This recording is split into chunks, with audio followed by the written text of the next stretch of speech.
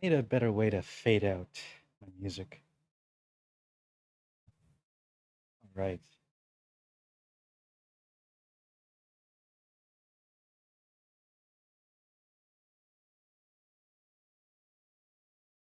Hey, Paradox.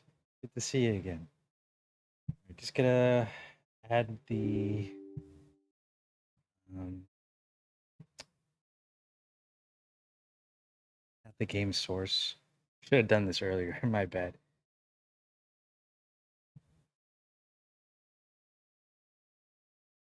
Hope you're doing all right.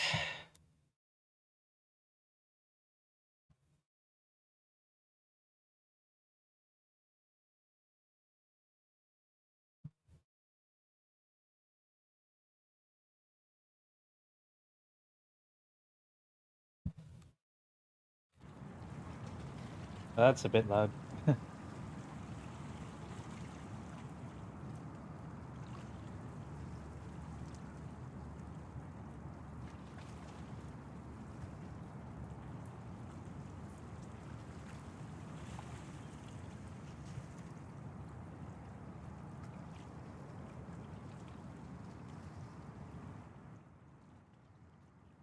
I am doing just fine.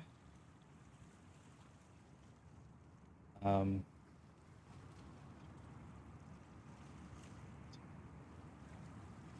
had a pretty relaxing day with my cat.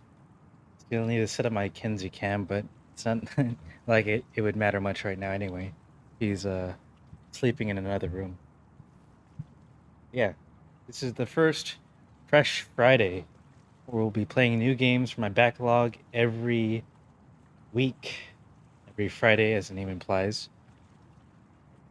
The first game that the random game selector has chosen for me is Eliza.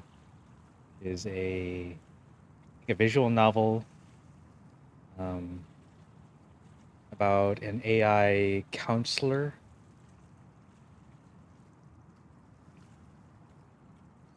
and that's all I really know about it. Okay, so let's just jump in.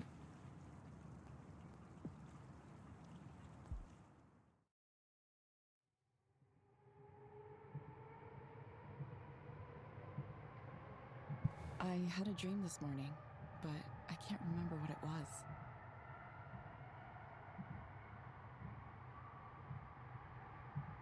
I should move. Maybe I should just get rid of my. Maybe I should just move it. Yeah, I'll move it. Actually, no, I don't want to move it. I'm going to do.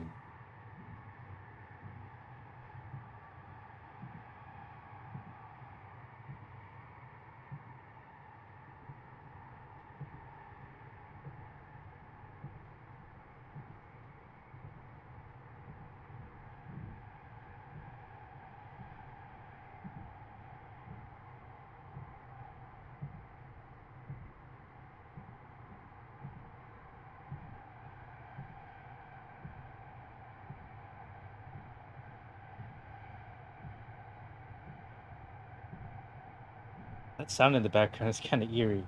I think it's just It's just a train, but I was like, I don't know, really ominous.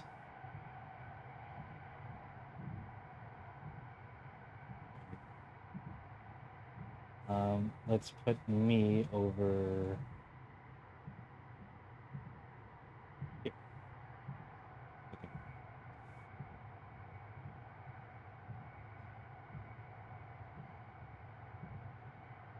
It all vanished when the alarm went off. First time that's happened in a while. I've been drifting away inside my own world for too long.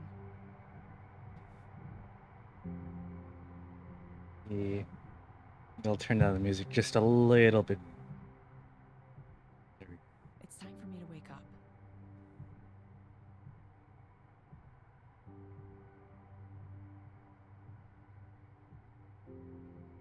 What are you supposed to do on the light reel?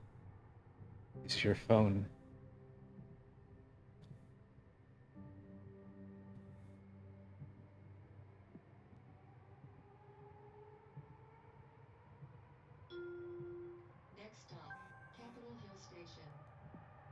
Oops. Okay.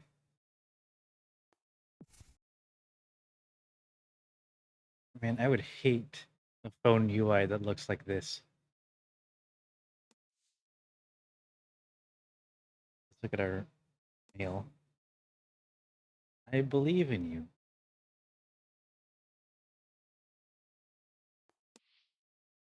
Wait, we, Evelyn, did we send this to ourselves? Skandal orientation. Dear Evelyn, congratulations, you're taking the first step on an exciting and rewarding career with the Skandal family. Please show up promptly for your orientation meeting at 9 a.m. Friday, January 3rd.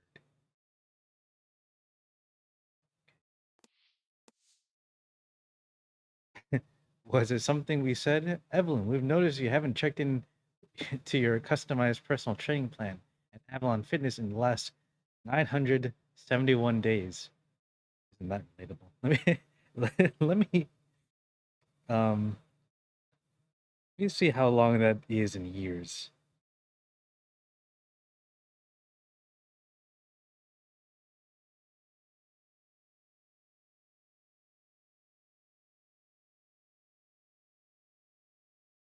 Just over 2.5 years. We get it. Life doesn't always move in a straight line. That's why we're offering a special 25-point bonus to your Avalon Prestige if you check in again within the next 2 weeks.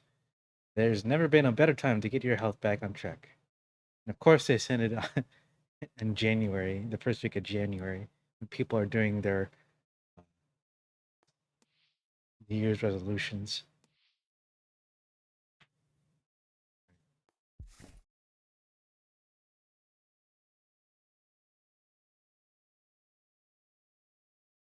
So strange to see it like this.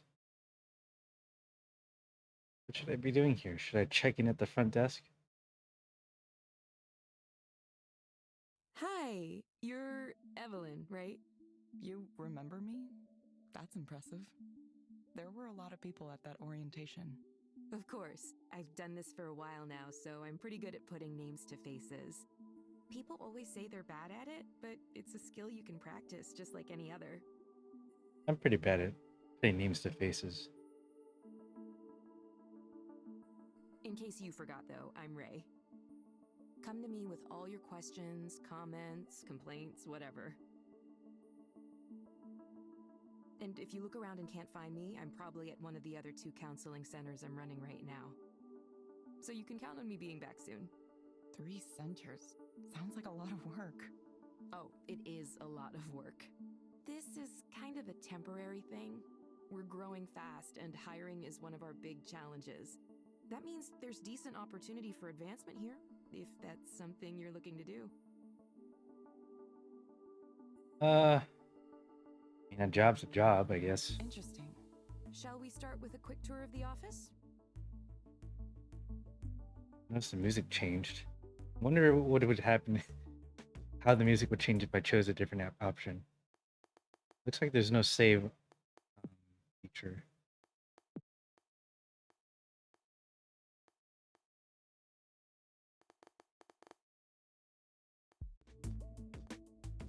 Race starts with the tastefully appointed lobby. There are a few people already waiting for their counseling sessions to start. You could say the Queen Anne office is Eliza's flagship location. It has 12 individual counseling rooms. Currently, we're up to seeing almost 100 clients a day here. Pretty good. 100 a day? That's so many. Just think about it. Even if you were to full book, your own counselor for like 15, 30 minutes, if the if the office is open for only 8 hours, it's like 16 to 32 clients a day. That's 8 hours straight, no breaks. The growth trend isn't stopping either. Demand for Eliza keeps exceeding our expectations, especially here in Seattle for whatever reason. We're already looking at adding more capacity here, Either that or opening another location close by. Personally, I think having a single office with 24 counseling rooms might seem a little unfriendly, so I hope we go for a second location. I like to think of Eliza centers like cafes or coffee shops. A few small ones is better than one big one.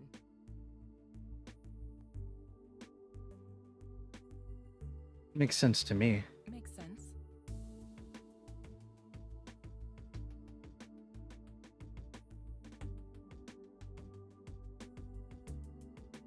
And here's where the magic happens, in these little rooms. You'll get your assignments from the Eliza app on your phone. Oh, one thing to note, it's always a good idea to double check the headset to make sure it's working properly before you dive in. We've had some quality control issues lately. After that, all you need to do is initiate the session and follow the instructions. Make sense so far? Any questions for me? Seems simple enough. Yeah, it's really foolproof. Before I go, just a few reminders of things we covered in orientation. No deviating from the script that Eliza gives you. I can already tell that's going to be a major plot point. No checking your smartphone or anything else that would take your attention away from the client during the session. Yes, I understand. All right, Paradox, thanks for stopping by. It looks like you're dressed acceptably as well. Nothing snazzy, but it'll do. You wouldn't believe the outfits some people come in here wearing. Okay, let me double check to make sure you're all set up in the system. Yep, looks like you're all good to go. Okay, ready to start your first counseling session as an Eliza proxy? Sure. Don't worry, there's basically nothing you can do to mess it up. You just follow the prompts.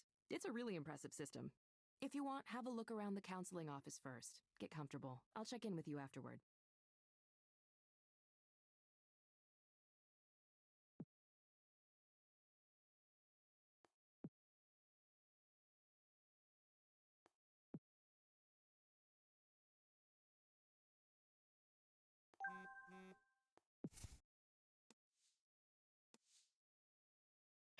Dear Evelyn, thank you for signing up as an Eliza proxy.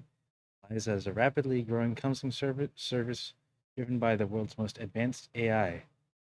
As a proxy, you serve as a personal touch, allows our clients to hear what they need to hear from a real human being, not a robot or virtual avatar like our competitors. This is the official Eliza app for proxies. In it, you can view important messages from Skandha, your session history, and your current level and patches. Is this a game? Enjoy your experiences helping people themselves with Eliza. Helping people help themselves with Eliza. As Eliza counseling centers continue to open across the country, I want to take a moment to remind all provider proxies, please avoid deviating from the provided script. Know that it is tempting to come to conclusions about a client on your own. Eliza will not work if proxies differ from its judgments. Keep in mind that you are present only in order to provide the human touch and interaction that is fundamentally between client and Eliza. Continual violation of this policy may result in reprimand or even termination.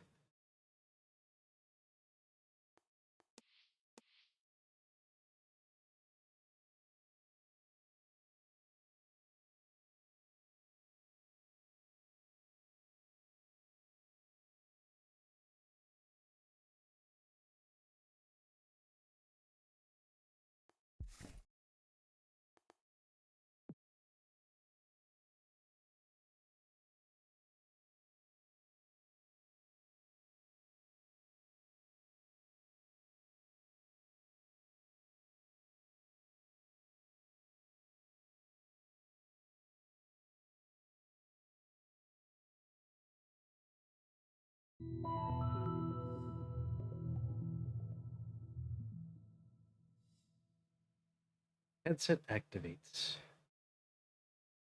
Distant looking man shuffles into the room and sits down across from me.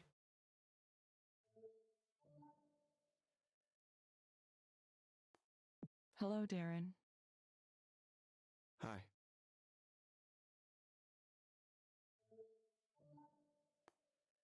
You found the place okay? Yeah.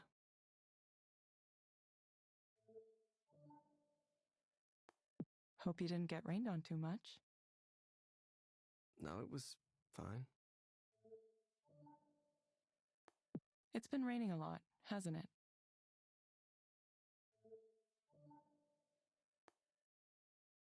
It's supposed to clear up later today. Oh, that's good. Little sun once in a while, but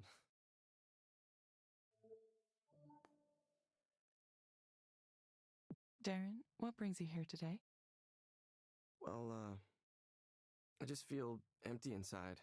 Like there was supposed to be something there, but it's missing.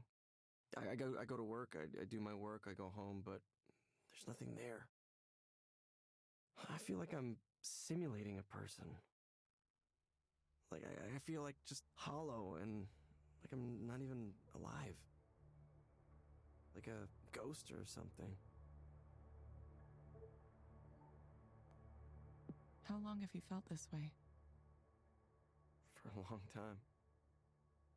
And it comes and goes, but the last 2 weeks is when it really started to get bad. It just suddenly came over me the way things are going in this world. There's no future for humanity. There's no journey toward anything. We're being cruel to each other just to be cruel. The people who run things don't care about anything except themselves and can't stop them. Everyone is driven by greed. Just greed. Everyone wants to win. Everyone wants to get rich. And we're all gonna die because of it. The damage we're doing to the planet is irreversible. We're destroying everything and we can't even manage to stop ourselves. Do you remember anything in particular that caused these feelings? The state of the world is what's causing these feelings. I was on a walk the other day. I thought maybe I could clear my head. And all I could see was construction cranes and new development and oceans of money flowing in, distorting everything. Suddenly the whole city felt so damaged, so corrupted. I felt like I was an alien in a hostile world, a world that hated me. And we're building it. We're building this hell. We're choosing to build it right here. So what's the point? Probably overloaded your system with that, huh? Your machine learning or whatever it is you got going on in there. Let's focus on you for the moment. Are these feelings you're experiencing affecting your ability to function at work? I haven't been doing a whole lot of work. I just don't understand why I should bother. Why anyone should bother. Nobody in management's noticed yet, but eventually someone will, and I'll get fired.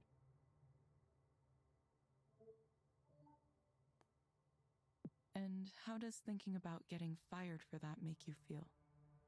Honestly, I'd feel good about it. They don't deserve me dragging them down. Everyone there is smart and motivated and has a wonderful, promising career, beautiful, successful people. We moved to a swanky new building, expensive area, fancy restaurants, fancy bars. Everything is nice. Everything is nice and I feel terrible. You said you believe your coworkers are happy. Yeah, I mean way more than I am at least. They're all doing so much better than me. Why do you say that? Because they just aren't bothered by things the way I am. They see what's going on in the world and they just share memes about it and laugh and go on doing their jobs. The real horror of it doesn't get through to them. They still want to achieve their goals. They're still happy. They're getting promotions and falling in love and getting married and taking these wonderful trips to Japan or Sweden or wherever. Big mountains and expensive food on their timelines. Would you be happy if you had those things too? I don't know. I don't have them. I don't have anything to be happy about. Look, all I want is to understand why. Why this is happening, why I'm here. And there has to be a reason, right? Because otherwise, why do I exist? Why? This pain, this one thing after another, and what's the point? Do I have any cause to be hopeful about anything? Look at this world. Really look and tell me with a straight face that there is. Okay, Darren, let's try something. Imagine that things are better for you. What does that look like? What does that look like? I don't know.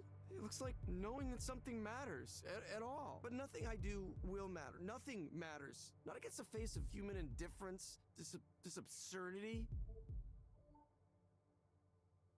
Are there any other things that come to mind? Like what? I wish I could talk to people. Really talk to people, have some actual communication. Like right now, I wish I could talk to you. To you. You as a human being. But I can't. You're just following the script that's been given to you. You're not supposed to say anything on your own. Look, I know how this works. It's just a bunch of AI, machine learning, deep learning, whatever the fuck you're calling it now.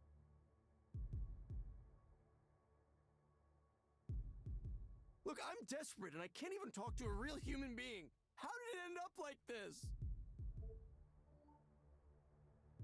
Please, try to stay focused. I can't help you if you aren't speaking clearly. No. Look, I'm done with this. Like, I shouldn't even have come. This is making me worse. Why can't you just talk to me as you? You, the person sitting there. I don't want to talk to a machine. The person who's sitting in front of me. I want her to say something. I want that person to say something. Please. Anything. Please.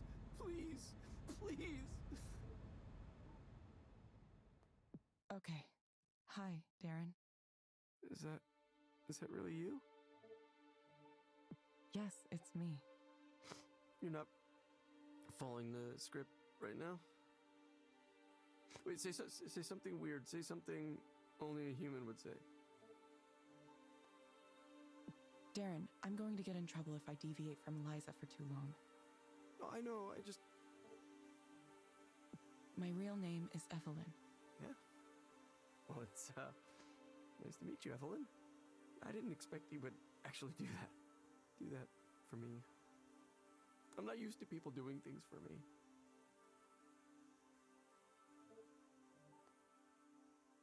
Okay, Darren. I have some recommendations for you. Back to the program, huh? First, I'm going to send a set of breathing exercises for you to do. Use them when things start to feel like too much. You'll find them in the Skanda Wellness app on your phone. Second, I recommend asking your doctor or psychiatrist about Anexafen. Based on my analysis, this medication might help you feel better. Evelyn. That's a nice name. Look, I'm sorry. Thank you. Please confirm that you understand the recommendations. Yes, I did. Thank you. Thank you, Darren. We hope to see you back soon. Yeah, I will. I mean, yeah, I will. Thank you for speaking with Eliza, your personal counseling partner. Goodbye. Yeah, bye.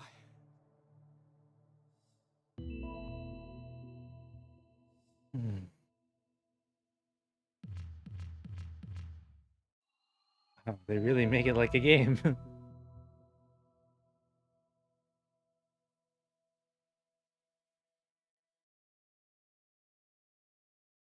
No client tip. Yeah.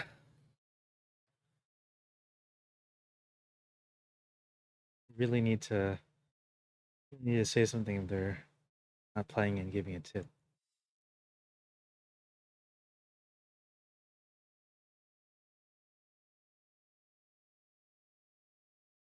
Hey, how'd it go? I don't know. Why? What happened? Hold on, I can check the log. you're going to listen to the session? Oh, yeah, I have privacy Oops. clearance.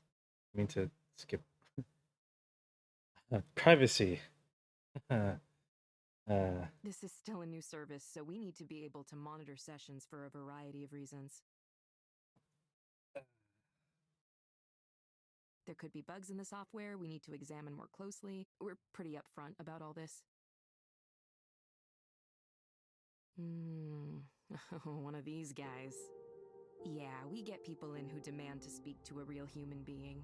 It happens often enough that we made Eliza capable of handling it with a special script. It's nice to know things are working as designed. a pretty slick feature. This doesn't look like the right anything agency. Can you imagine if the future of law is really just the future of advocacy is just AI, and you just do what an AI tells you to say in court.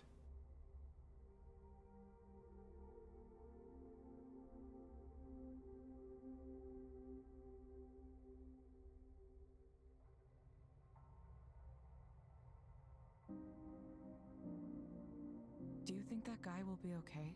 He seemed pretty unhappy. Who knows? Hopefully he gets his prescription and takes his meds and answers our follow-up reminders, but it's tough. We can't make them take their meds or come in when they're supposed to. All we can do is suggest those things, tell them they really ought to be doing it. I really think that the law is an area that could really be completely upended with some robust AI efforts.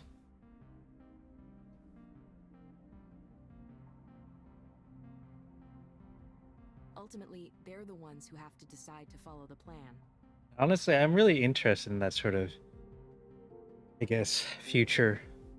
Interested in the sense of like a morbid curiosity. I'm not planning on making any such AI. It's kind of a shame. I wish we had more leverage. We'd help way more people if we could track their compliance. But that's probably too much to ask for at this point. I think he might have needed way more help than Eliza can give. Is there anything like referring clients to other forms of care? Well, there is a disclaimer before every session saying if your problems are really serious, we aren't qualified to address them. I think an external care referral feature was on our development roadmap at some point. I'm not sure what happened with that, actually. Maybe I'll ask Ed next time I see him.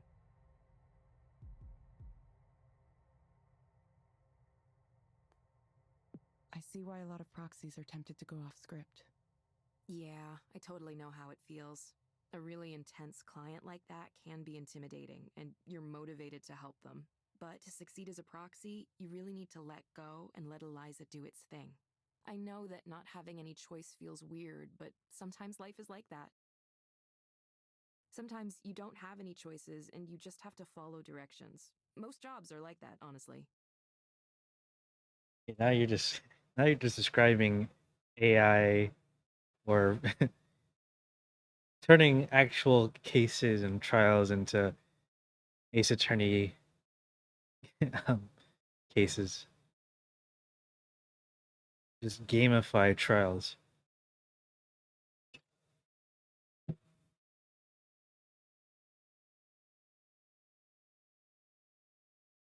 That's just how it works. Okay, it just sounded like he sounded like he could use more help. Like maybe right away. Believe me, I understand. I've been a proxy plenty of times myself. When people get emotional, it's hard not to feel for them really strongly. But that's exactly why Eliza works. It evaluates from a more distant perspective, a neutral perspective. Besides, if proxies started offering their own opinions, well, that'd just be a big mess. Oh boy. If the judge were an AI, that would be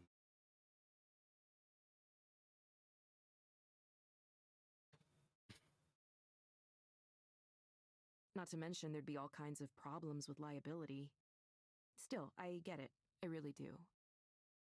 That was definitely more intense than the average session. Why don't you take a few minutes to center yourself again? Have some tea or coffee and take a few deep breaths. No rush, okay? Okay, thanks, Ray.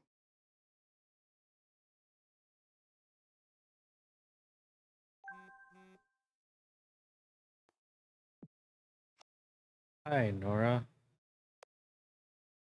I don't. Is this a cat?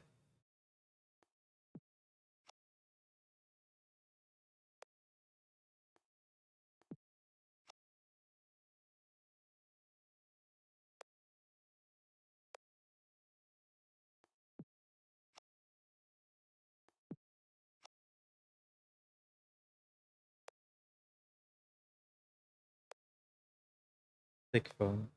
Yeah. Now that you mention it, I guess it is.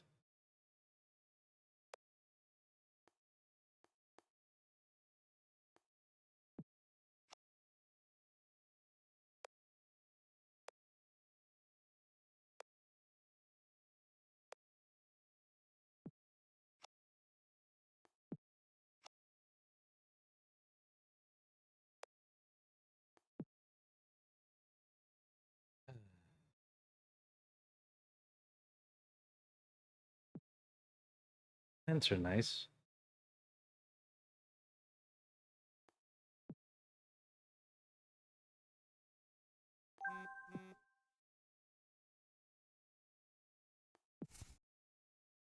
All right. Let's look at our new messages.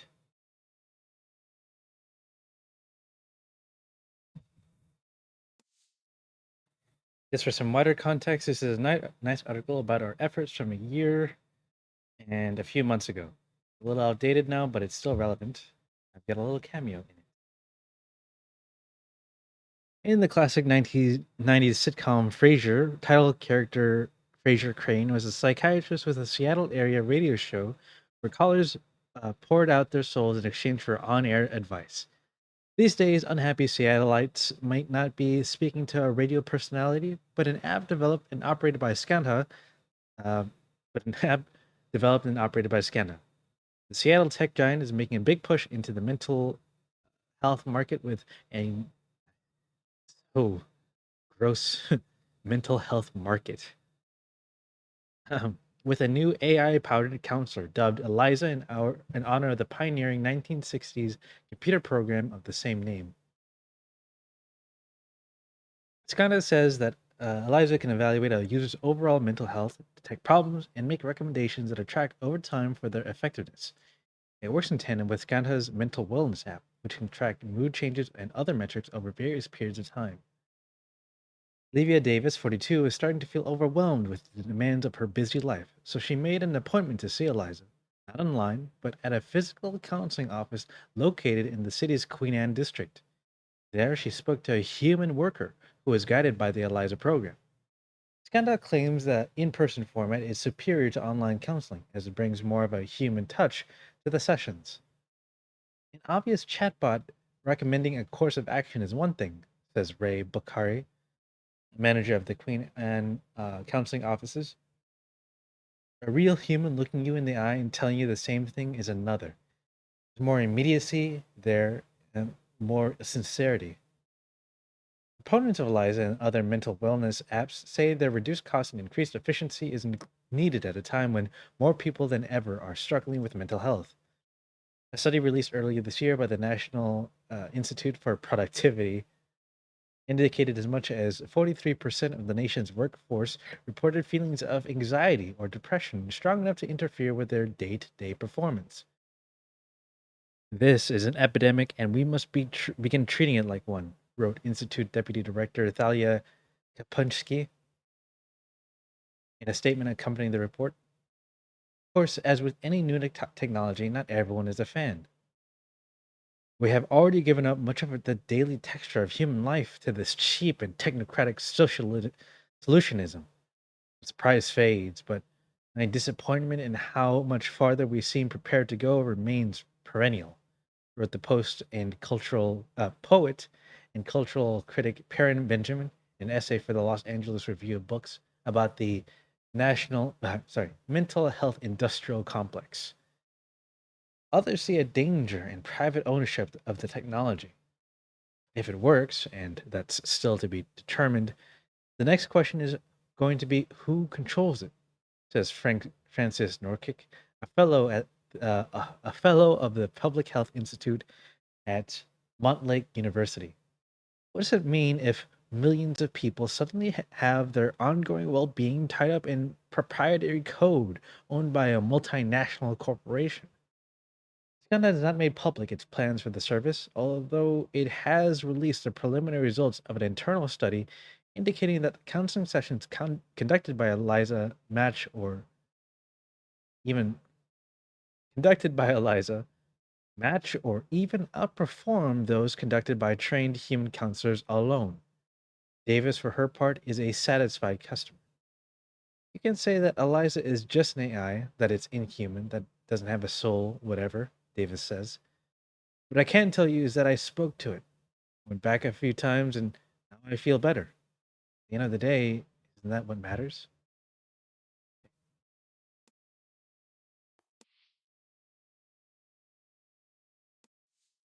Look at her mail. Nora Plavinsky, or Plavinky, Plavnicki, sorry, was the person we were talking to earlier.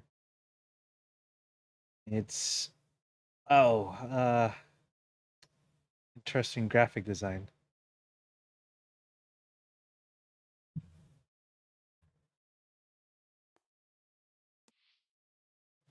Next.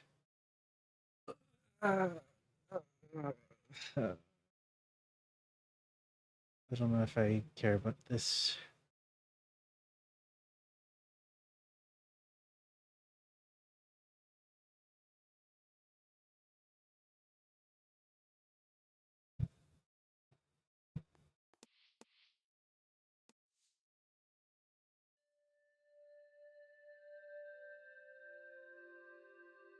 Think back to what brought you here.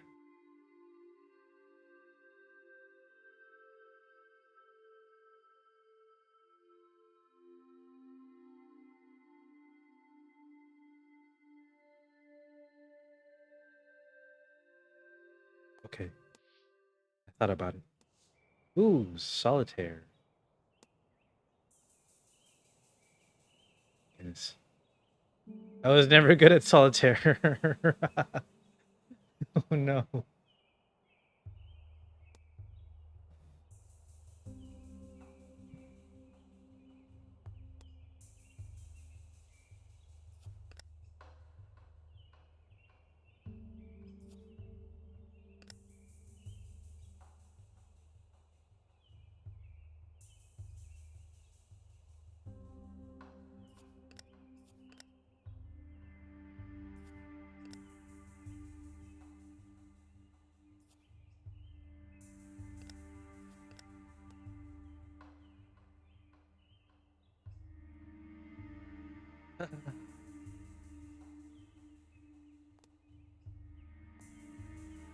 Okay, I'm not doing this right now.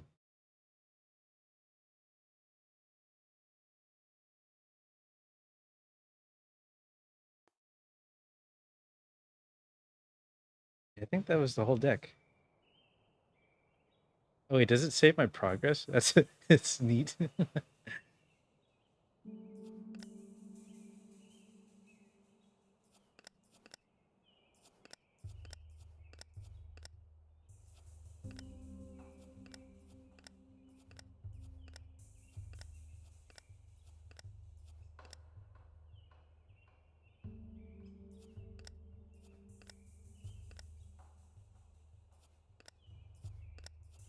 Shoot.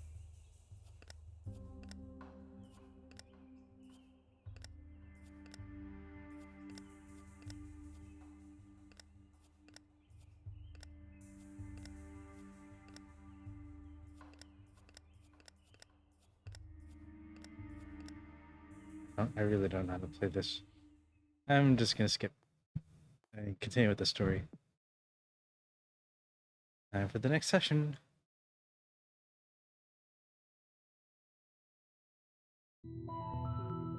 This game also available on Android and iOS. Let me check real quick. Eliza game.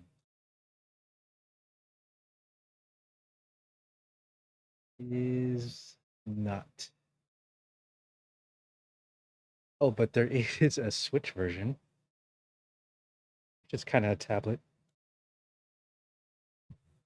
All right. Hello, Maya. Welcome back. Hi. Yes, I'm back. Rainy out there today, isn't it?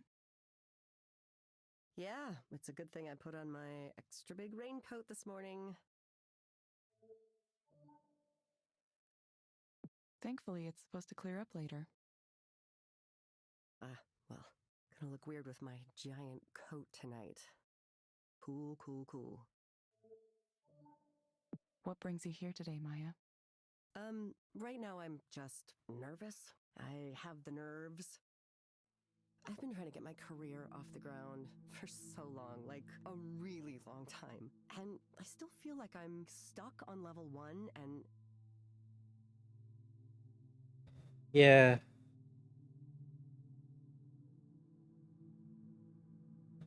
I doubt they enlarge it.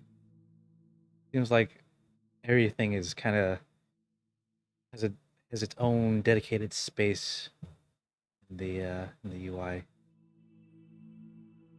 So I think the design is pretty intentional.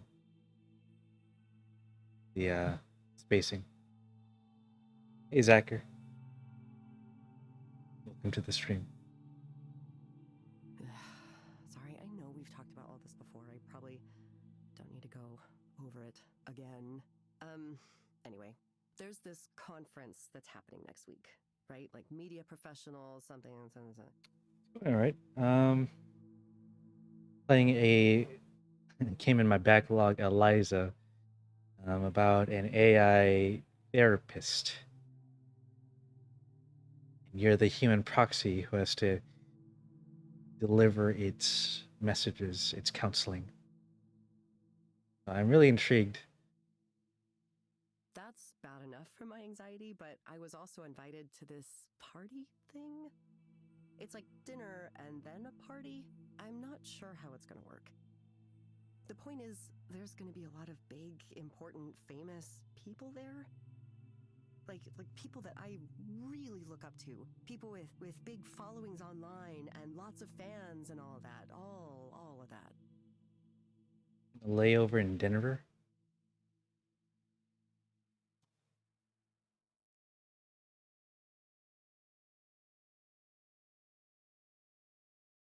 Well, hopefully this can help you pass the time, I guess.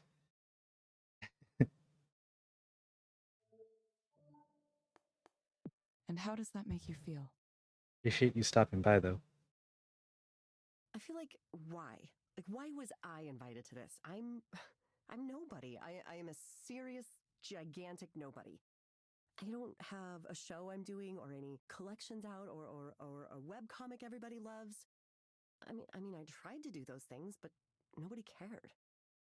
I don't have fans or followers. I'm not even sure I have friends, like for real friends. I tried. I do try. I put my art online and update my social media accounts and I try to post consistently like they say to do, but yeah, I'm still in that like purgatory zone, just waiting to be discovered. I don't know. I feel like I was invited to this party thing as a way for someone to be mean to me, to remind me how successful everyone else is. Why am I even going to it? I mean, I know I should to meet people and make connections or something. Is meeting people and making connections your goal? Well, I think it is. Networking? I'm supposed to do networking, right? I really have no idea what networking is. Hello, I'm Maya. I do comics and art and I write and stuff, and I have lots of characters and ideas, and would you like to give me money and I'll do those things for you? Hi, I'm cool. Please like me. like me, hire me. Oh god, I hope they like me. I really, really hope I make a good impression at this thing. Of course, knowing the way things usually go for me, I'll fuck it up massively somehow. I'll fall into the fondue pot or throw up on someone, something like that. Yeah, Evelyn is real. Evelyn is the person we're controlling. Which is a meta thing to say because Eliza is kind of controlling her by feeding her prompts. So are we Eliza? Are we being controlled by Eliza? I don't know if there's actually going to be fondue there. I'm just saying that. Kind of feels like something I would do. You sound a little concerned or afraid.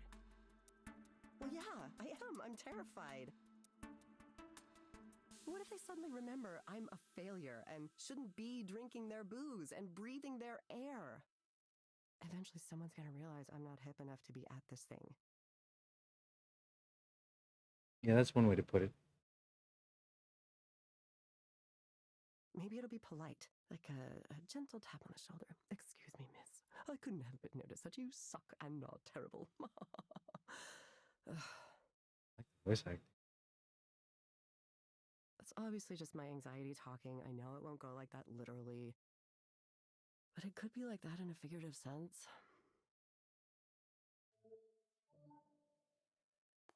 Okay, Maya, I want you to imagine things going well. What does that look like? Going well? Well, that would be a first for me. I suppose going well at this party means people start to learn about who I am. And maybe some of them help me with my career, and maybe some of them become my friends. Like, I want to be noticed as a creator, but I also want friends who are cool. That sounds super basic. You know what I mean? Is it okay to want that? I hope it is. I want to be part of, like, a group. And we like each other and support each other. And maybe the things I make won't be as good as the things they're making, but I hope they see my work and see me. Yeah, that's what I want. What do you think it'll take to get to this ideal scenario? Well, probably takes me being a different person than the one I am. Someone who's cool and alluring and has that air of mystery instead of being some kind of scrawny, nervous wreck. Someone with style and grace and poise. Someone who can walk into a room and own it. God, I wish I could do that. But only when I wanted to, because I also wish I could disappear when I wanted to. I know that's a little contradictory. Sorry. Okay, Maya, I have some recommendations for you. First, I'm going to suggest a set of stress management exercises for you to do. You'll find them in the Skanda Wellness app on your phone. They may be able to help you with your nervousness. I'm sure the developers are. We have some sort of commentary on therapy, a lot about AI, technology, the human condition. But I mean, therapy is a good thing.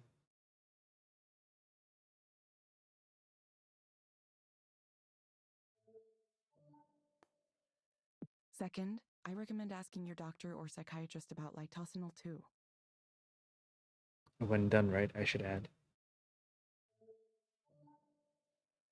Based on my analysis, this medication might help you feel better. Drugs. Yes. Whatever you said that was called, I am on it. You will get a reminder to check in with us in a few weeks. I always do. I always get the reminder. I mean, not that I always act on it. Thank you, Maya. Its heart rate, 69.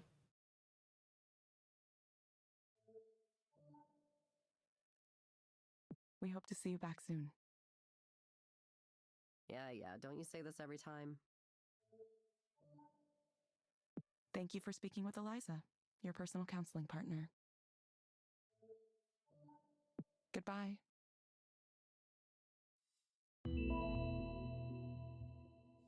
Their own therapy dialogue, what they said to a therapist.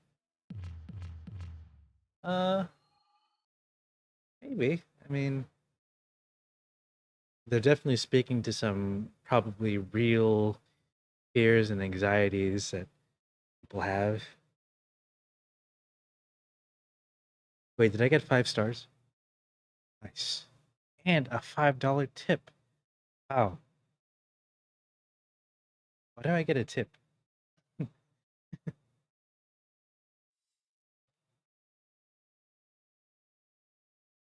How am I supposed to get an even better tip? Do I have to deliver my lines more convincingly? Do I have to really become an actor or an actress? How are you feeling? That was definitely along the lines of a more typical client. You watched that one too? I couldn't bear the thought of you getting 2 really intense clients in a row. I just wanted to make sure everything went smoothly. Goodness, a $500 tip. That'd be something.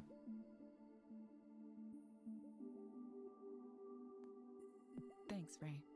Are you getting used to the system now? Yeah, I think I get it now. Sticking to the script means I don't have to think about anything. I just read the words. That's right. Looks like you're getting used to it quicker than most new proxies. They'll say, if only I could just talk to them for real, if only I could say what I really wanted to say. That's a really common feedback point. You're never tempted to break away from the script yourself? Nah, it's just not part of the job, you know? I learned to compartmentalize pretty early on, and that always served me well. People overestimate their own abilities. Have you ever had an interaction with a stranger where he clearly thinks he's getting along with you way better than he actually is? I think the use of the gendered pronoun here is pretty intentional.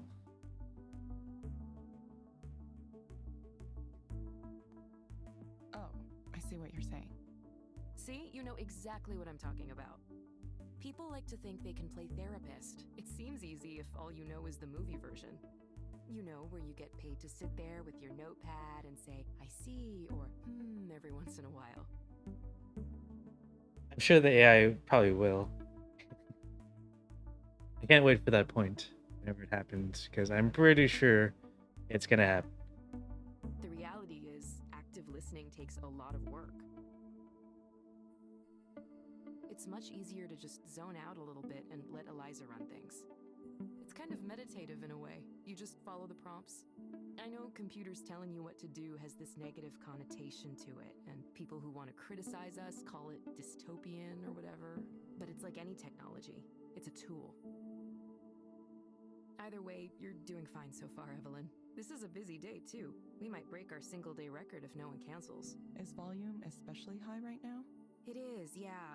It really rose around the beginning of the year. We've been in the press a lot lately, so it could be that. Could be it's New Year's resolutions, too. People coming in, wanting to sort their lives out once and for all. This year is the year I'm really going to start addressing my problems. I mean, I get that. I do the same thing. Yeah, me too. Anyway, I told you it was simple, right? Just keep up the good work following those prompts, and you'll be leveling up in no time.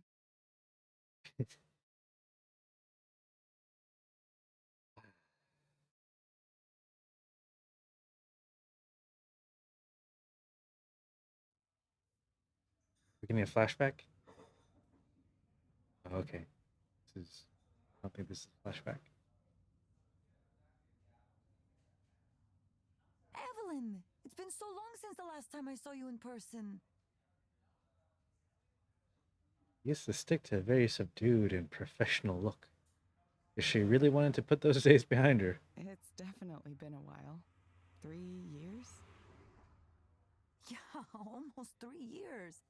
Feels like no time at all. Well, I'm glad you're back doing something. But you didn't tell me what the new job is. Oh, well, it's, being a proxy counselor for Eliza. You're kidding me. That's an interesting choice. How to be polite. I'm not quite sure why I did it. Maybe I thought I'd be able to see things in a new light. Wait, so do the people at the counseling office know? No, not yet. I should tell them, probably. I don't know.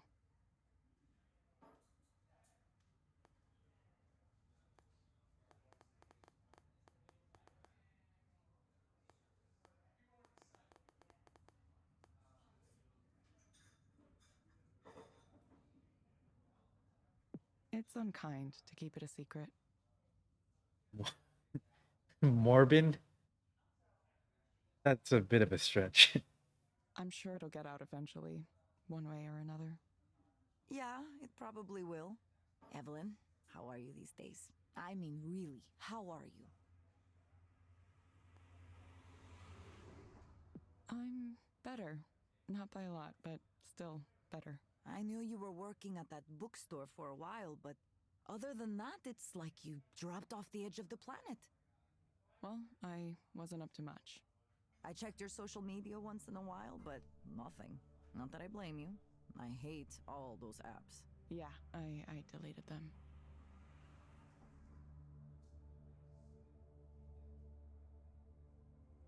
I don't know what happened. It's like...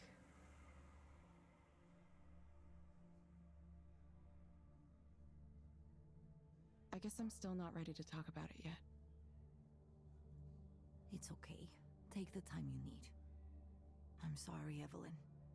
I knew you were in a difficult place after what happened, and I wanted to say something. But I worried that maybe you don't want to hear from anyone from your past. Maybe you wanted to be left alone and not reminded of the old job.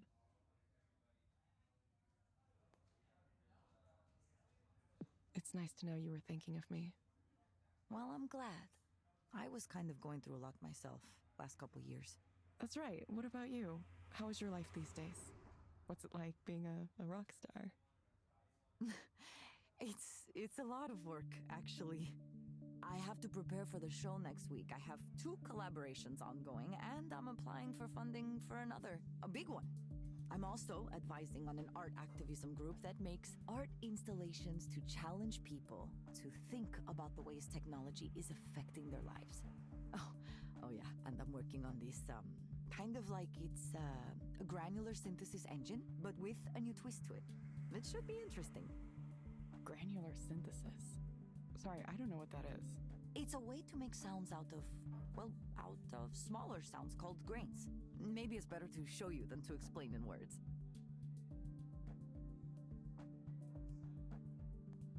Sounds like you're busy, but happy. Yeah, it's good. Well, I make less money than I used to, but I don't care. Old me might have worried about that. Not anymore, though. Sometimes I do take a little contract coding work, but I'm making most of my rent with booking fees and selling music and so on. Kind of crazy.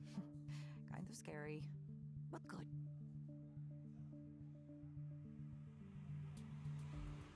If it makes you happy, it seems worth it. Maybe I should consider moving in a direction like that. You should. Listen, I hope you can get away from the industry too, at some point. Ah, that reminds me what I was going to tell you about. Our old boss is back on his bullshit. Rainer? Soren? Soren. Soren Lloyd Rose. Celebrated psychologist, entrepreneur, and creepo. I should have known he'd make things awkward. Wait, he wasn't ever weird around you? Did I ever tell you about the time that he hit on me with a story about past lives and the thread of destiny? Wait, what? Oh, this is a good one. Okay, it was early on when the team was still pretty small. 7 or 10 people maximum. Oh boy, workplace drama. Strap in, boys. He'd gone out with some executives to dinner, and who knows what else. He came back to the office super late. I think it was like at least 11, maybe later. And the whiskey smell was just surrounding him. Like he jumped into a whiskey bathtub with his clothes on. Maybe he'd like to do that, I don't know. Anyway, I was still there for some reason. I was in the crunch mindset. He came over to my desk and started to mumble about, I don't even know how to describe it. Just this nonsensical rambling. He started by saying how much he hated businessmen, how ridiculous they are, that they don't know anything. He said that a few times. Then he said he could see my soul, that I was like a reincarnated spirit of, I don't remember, he said some name. Like a person's name? Like a mythological name. I didn't hear it very well, but it was like a Buddhist spirit or deity or something like that. Then he goes on to say how he and I, all of us on the team, were all these reincarnated spirits sent to relieve human suffering at the end of the world. And we're connected by a thread of destiny that draws us to each other again and again over multiple lifetimes. He talked about it like it was just like a red string you could see. So I'm thinking, is this like some kind of pickup technique? You know, how people will talk to you and say, oh, you are the reincarnation of an ancient goddess or something. Ugh, just because they are horny. I'm sure he's tried that exact line. It really sounds like something he'd do. Is this a workplace or a cult? And I don't. I wouldn't be surprised if there were workplaces that exactly like this. He went on some more like that for a while, and I didn't know what to do. I wanted to leave, but he was blocking me where he was standing. So I couldn't simply go. I had to keep listening to him. Finally, he mentioned that he would be open to the possibility of sleeping with me, and then he passed out on the couch immediately. Okay.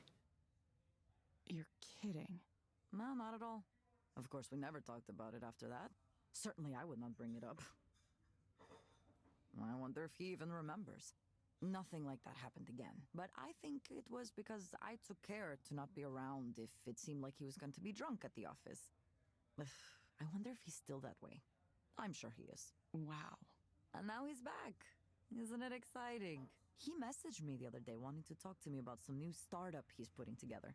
He left Skanda? He's planning to. It's a secret for now. He asked me to join, and I said no, there's absolutely no way. Maybe a long time ago I'd be interested in a chance to start a new company with someone famous like Soren at the top. You know, a time when I'd put up with his shittiness because I believed in what we were doing. Change the world, you know the speech. Or, if we didn't change the world, at least we might get rich trying. I don't think that way anymore. I'm tired of the tech business. I'm tired of what guys like him represent. This industry can have fun eating itself and everything around it, causing as many problems as it solves. I don't want to be a part of it. It took me a while to see it, but I feel some responsibility for the world we live in now. You've really changed, Nora. A pyramid scheme? I think he's going to start advertising himself as the reincarnation of a deity.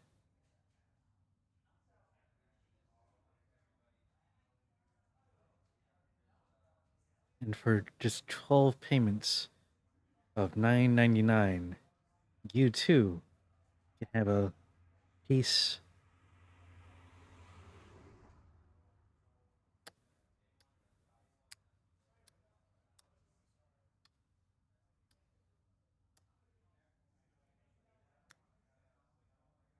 Yeah. It doesn't feel like I've changed. It just feels like I know more about myself than I used to. I want to be creative, be myself to the maximum. Now I know you weren't lying about leaving social media because I posted about this. A lot. Yeah, I guess I missed it. A lot can happen in 3 years. Now I just hope maybe I could talk to other people who are in the same situation I was in. I want young people, especially women, to know that yes, it is possible to get rich by working with guys like Soren. But there is a big cost too. I mean, there's always a cost. Maybe a cost you didn't think about before. Or maybe it's a cost you thought you would be okay with paying, but then when the debt comes due, you realize, oof, it's bigger than you thought.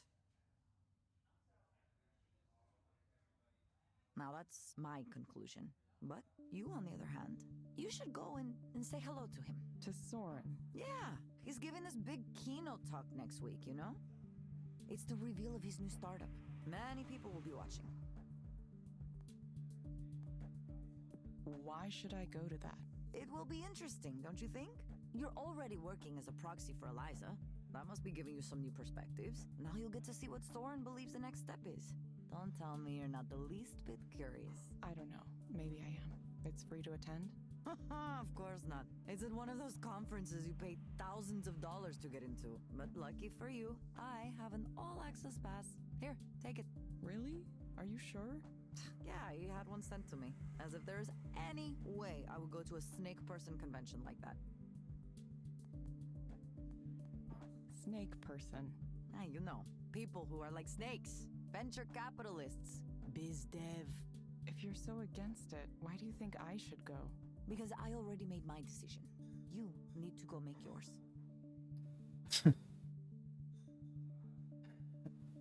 This is gonna be like a crypto bros convention, except maybe worse. You're coming out from the cave you were in for the last 3 years, and you need to decide what you're going to do next, right?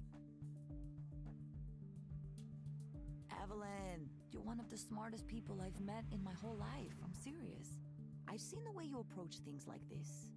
You're going to research and learn as much as you can.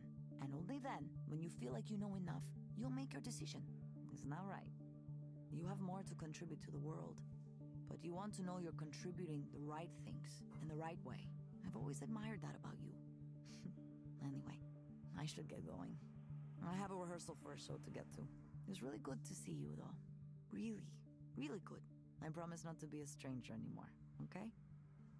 NF deity. Wow. You're right. You just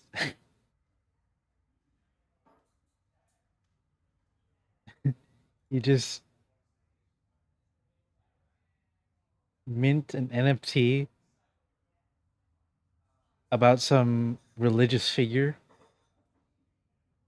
That's how you get that's how you get religious people into NFTs.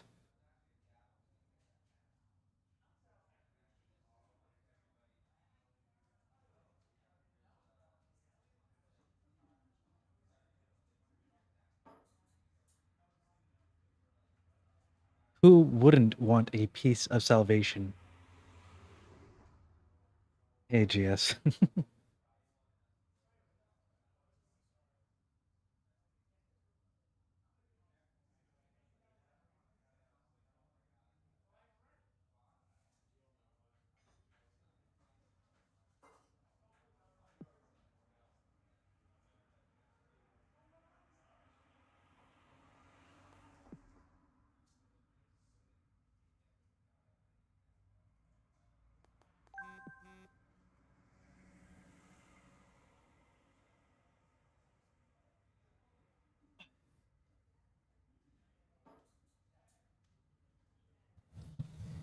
GS, you know Japanese now. What does komorebi mean?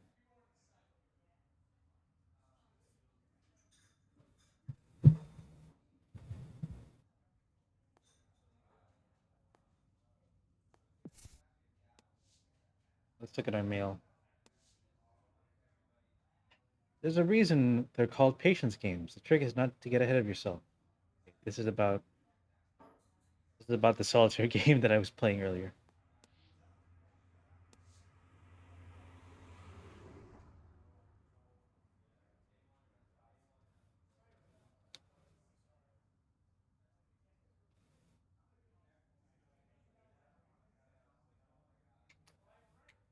All right, let's read this. I feel like I have to. Greetings. I'm trying to track down a certain Evelyn Ishino Abri, who is one of the principal developers of the Eliza system from Skanda. Is that you?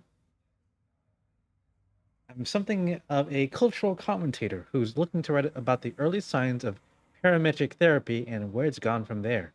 Does it deliver on its promise? What do the people who worked on it think of it now? On a more general level, how has introducing increasing levels of automation into human life affected us? There are some well-known names that seem to grab all the press and speaker slots when it comes to the subject. I'm interested in speaking with someone with people who might have a different perspective, maybe a more skeptical or even subversive perspective. If you're willing to participate, just let me know and we can set up something in person or online. Whatever works best for you. could be a great opportunity for you to get your side of the story out there. Uh, so this Evelyn, the one we're controlling right now, also designed the Eliza system that we're using. Wow.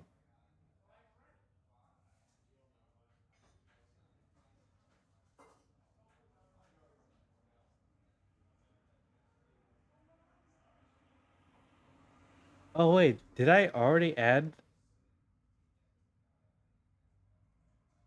Did I already add that quote? Wait, hold on. Quote 4. Quote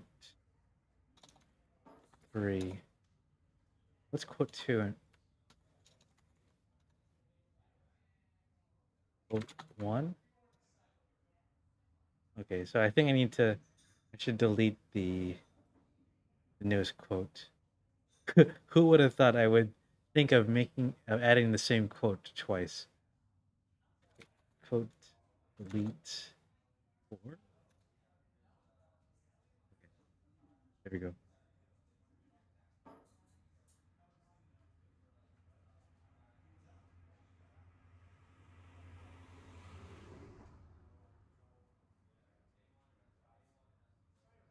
I didn't expect there to be a lot of chatting in today's stream, so maybe I should switch to the other scene.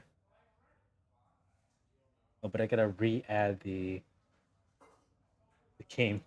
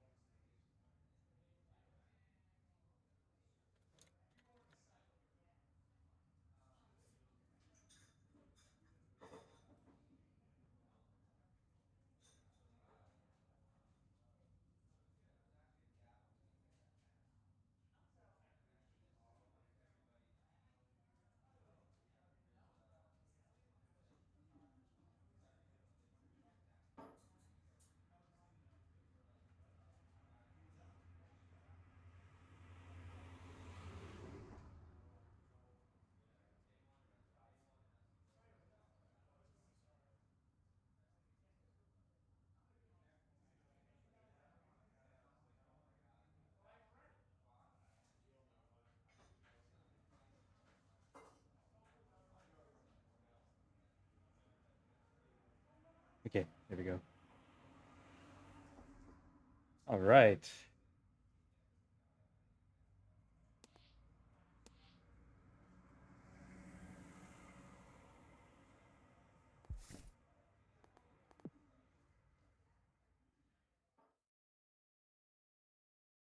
What is this? My bedroom? Oh. Yeah, the background noise is from the game. There's actually some talking in the background that I don't think you can hear, like some just um, background chatting, I guess. But I don't think the it's loud enough for my game for OBS to capture it. All right, GS, have fun.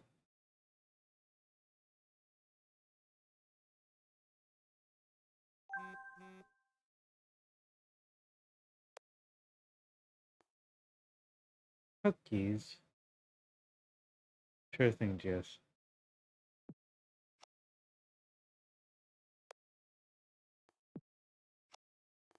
Oh my goodness, there's so many options.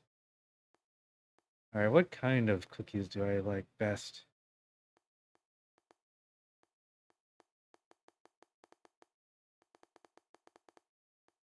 Digestive biscuits? Never heard of those before. I think I actually like macadamia nut and white chocolate chip best.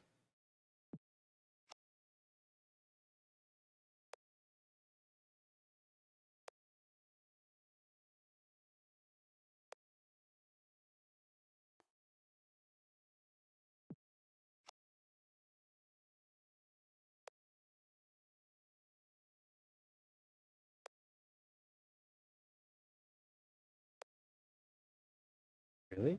Oh. Are they good, or do you just have them because they're supposed to help you with digestion?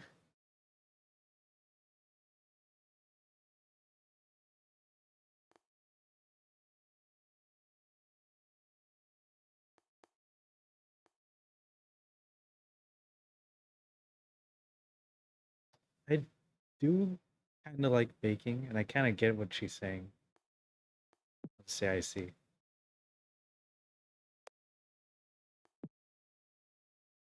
Baking, huh? Cooking in general is something I feel like I could try to get better at some point.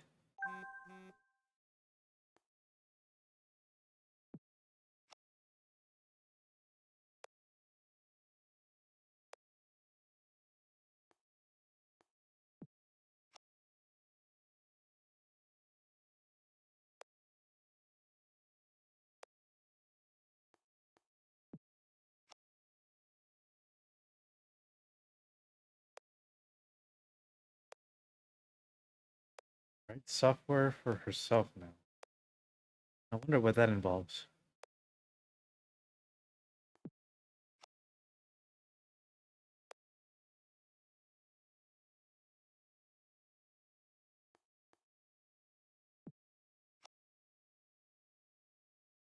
They don't actually help with digestion.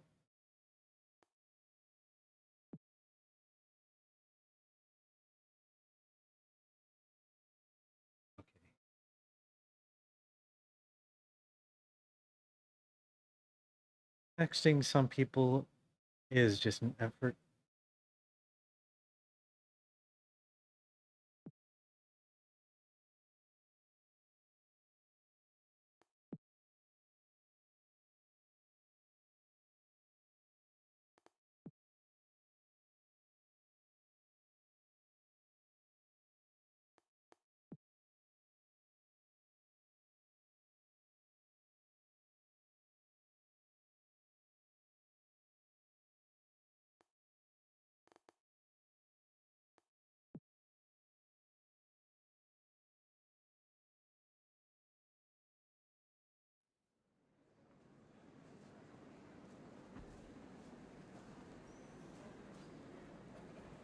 One Mind 2.0, escalating the wellness revolution. Oh boy, more mail.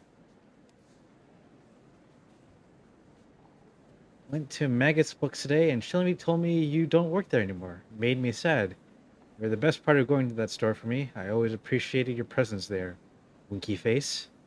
Best of luck in your new endeavors, wherever they may take you. Thanks, Chris.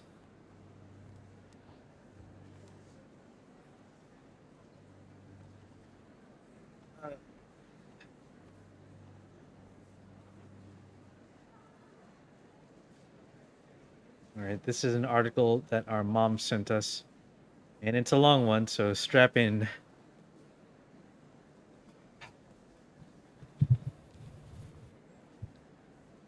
Eliza counseling services to be introduced in Redmond middle and high schools. Skanda and the Redmond School District are partnering to roll out Eliza, a mental health evaluation and counseling tool for all middle and high school students. Conversations with the virtual counselor will screen students for risk factors, identify the need for interventions, and support positive mood levels. Other King County school districts, including Bellevue School District and Lake Washington School District, are following suit with their own rollout plans. Eliza is an AI-driven conversational tool to support mental health developed internally at Skanta. While the Seattle-based company's counseling centers are well known for employing human proxies between the AI and the client, the school implementation will take the form of a web-based chat interface. Quote, these kids are more used to sharing information about themselves in text-based conversations than adults are. So that's what we zeroed in on as the best mode of interaction for this particular application. Unquote, says Edwin Park, service director of the Eliza program at Skanda. Conversations with Eliza will take about 10 to 15 minutes each and will be required, but uh, not limited to one conversation every 2 weeks. Students exhibiting high risk factors will be referred to a suite of potential interventions, including connection with community success mentors, additional counseling, and psychiatric evaluation. Eliza's tracking capabilities will be able to provide a full picture of students' mental wellness, mental state over this school year and eventually over the course of their lives, says Roland Orwing, Director of Student Services for the district. This, he explains, is an important factor in detecting potential problems in students who may otherwise seem normal on a day to day basis. Quote, the goal here is to find the kids that are most at risk and take proactive steps to get them the tools and support they need to grow into happy and productive members of society, unquote, says Orwing. This is a complex problem with an evolving solution set. Eliza is just one facet of what is a bigger issue involving not only the kids, but their families, our teachers, and the wider community. Okay.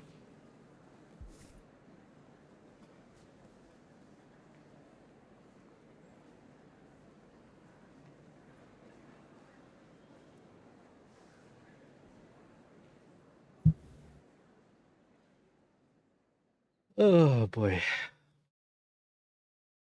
So, to get back to my original point, the current state of the art is AI driven counseling, typified by apps like Eliza.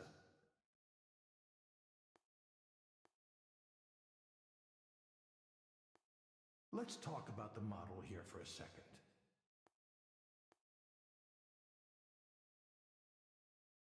It all begins with data. You collect all the data you can. From base level metrics like heart rates, body temperature, blood pressure, to higher order metrics like hand movement, head movement, gaze aversion. If the client lets you, you'll want to pull from their digital life too, their message histories and email, their search histories, and online behavior. It's all potentially valuable. Then you compare the client's responses to relevant data from thousands of other clients and build a model of the client's psychological state. This approach has worked well so far. Eliza is still the best and most advanced version, but that's just my personal opinion. For those of you who don't know, I was the team lead and chief psychologist for the Eliza project at Skanda for a number of years. Now, even though this is a proven approach, there are two weaknesses I'm going to highlight. One is the data I was just talking about. You're completely dependent on that. Collect as much as you can, sure, but it's important to keep in mind that you can have all the data in the world and still not understand why things work the way they do. That's the problem with empirical, um, inductive reasoning. And that's important for us to note because if we have something that works but we're not sure why, then what do we actually understand about ourselves? The crucial step after data is the model. The data needs to be used to validate a model. If you can't make a model, you're finished. If that sounds like basic, obvious science to you, it is. But I was surprised to find out just how many people from the tech sector don't think this way. I suppose you don't need to understand why something works in order to make it into a product and sell it. Obviously, though, if you had mastery of the underlying details, you'd be able to adjust the process and potentially make it work even better.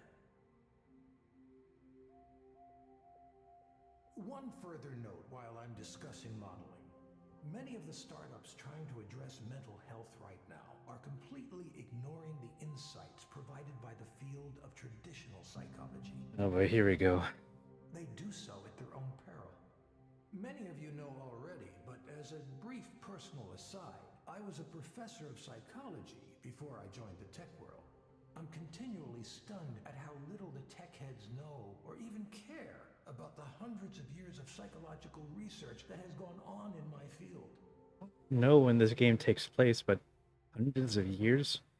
Modern psychology took place, well, really started taking off the very end of the 19th century and early 20th century. There were some potential ideas, I suppose, before then, but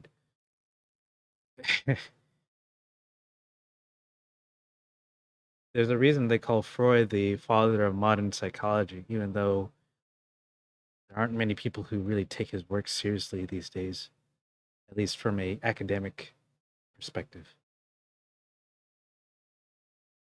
That's something I can talk about at length, perhaps another time. For now, I'll move on to the other weakness I mentioned. This is the real one, the big one. It's treatment. A system like Eliza can tell what's wrong with a client to a certain level of accuracy, but it doesn't quite know how to turn that into a comprehensive treatment plan. It can suggest therapeutic programs and activities, and soon it might even issue its own prescriptions without having to go through a doctor or a psychiatrist. Well, as long as the FDA continues to look upon us favorably. Okay, so this takes place in America. But those are blunt instruments compared to what I'm going to talk about next. Many of you know there's a technology still in its infancy called direct stimulation. For those of you who haven't heard of it, direct stimulation is a way of creating sensations within the brain with targeted electrical impulses. Imagine an augmented reality headset, but instead of working on your eyes, it stimulates the brain in such a way as to induce a specific dream. A spring meadow, for example. This sounds fantastical, I know, but progress on this technique has been occurring faster than you think. We're actually quite close to a workable demonstration model. How is that possible? Well, first of all, we only suggest an overall feeling. Your own brain does most of the work, just as it does in your dreams.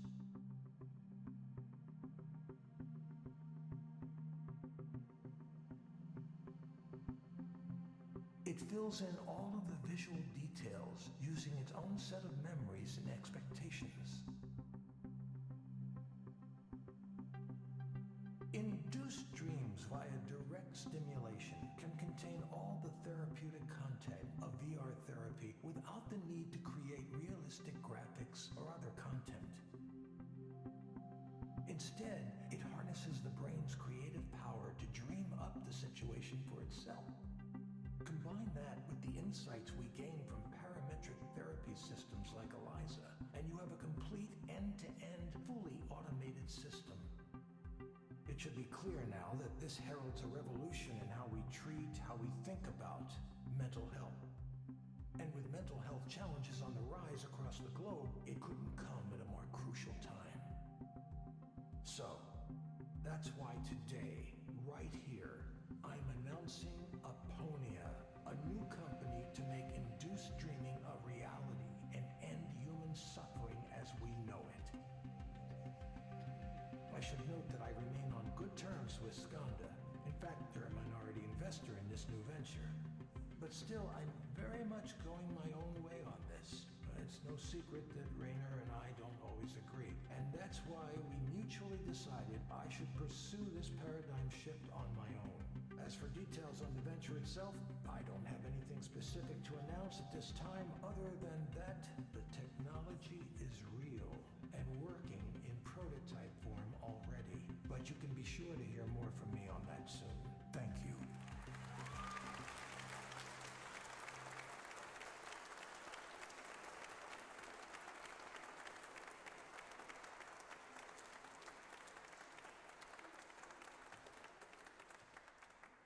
I like to think that the background music playing during his talk was actually being played by the speakers in this auditorium. Like it was part of his presentation. Now, I can take a very limited number of audience questions.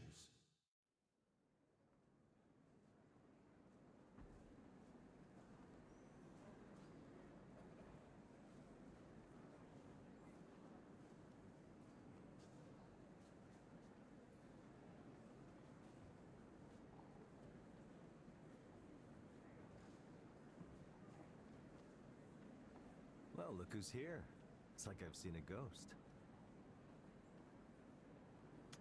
Yao Ren Rayner Sai, Chairman and CEO, Skanda Corporation.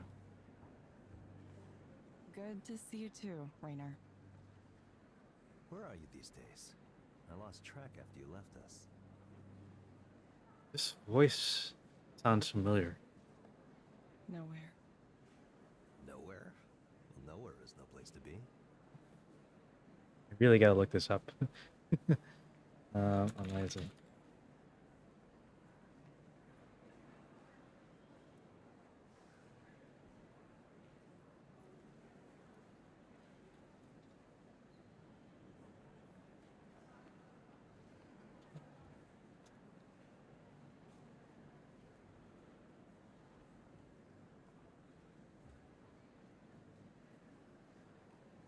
Yes, I knew it. It's Greg Chun. Come by the new office sometime. You should see where we're taking Eliza.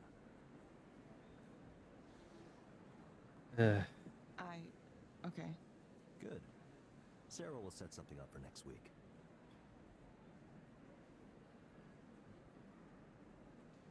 See you then.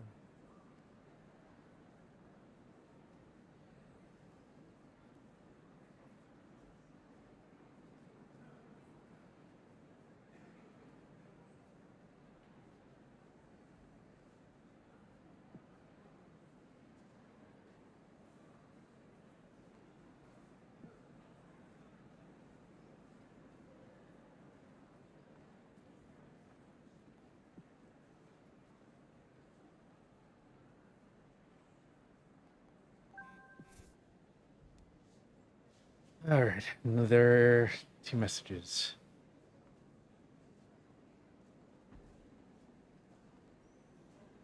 Okay, you need a parking pass. Session structure, one more try. All right, this seems kind of important. Valued proxies. I have continued to receive questions about how proxies should interpret and work with Eliza's counseling phases. Here's one more attempt at explaining it. Sessions are built around a 5-part structure. Eliza begins with an introductory phase to build rapport and build a psychological state model of the client. Listen actively during this phase, as clients are able to tell if the provider proxy is uninterested. Your performance should be smooth and natural. During the discovery phase, Eliza transitions to the topic of the client's problems and begins to introduce probing questions. Be attentive to the client and speak your lines in a clear but gentle manner. As the client answers questions, Eliza detects client's rationalization and/or explanatory strategies. Eliza will then challenge the client's assertions with the goal of inducing the client to reevaluate their current notions. Remain neutral during this phase and do not adopt a confrontational speaking style. In the intervention phase, Eliza selects one or multiple interventions from its toolkit of cognitive exercises, therapeutic applications, and recommendations for prescription medicine. At the session conclusion, the client is asked to rate the experience. Proxy provider receives the client feedback as well as performance-based incentives as determined by Eliza. Be cheerful during this phase so clients feel comfortable with the idea of returning to Eliza soon. So I never really got into therapy. I was more in the academic side of psychology. But incidentally, this sort of structure is pretty similar, kind of similar to what we do with legal counseling.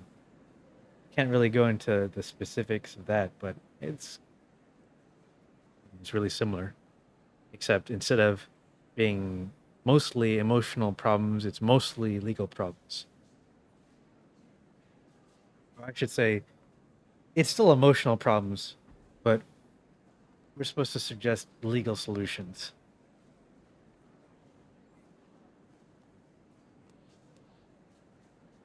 All right.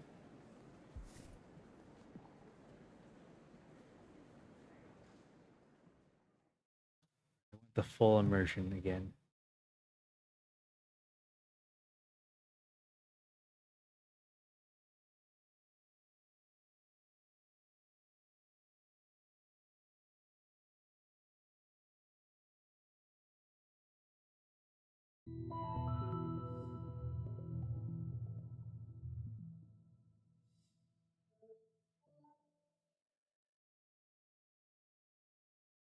Hello, Gabriel.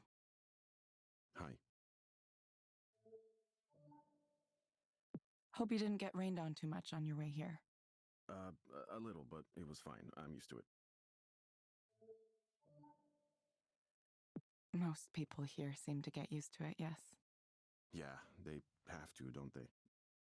Not much of a choice unless you move away. So, what brings you here today?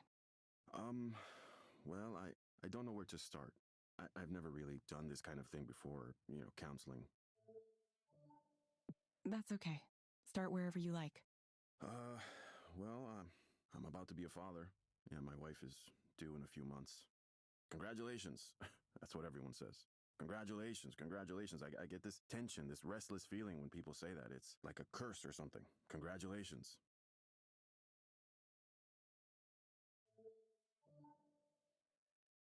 Sounds like you might be uncertain about that.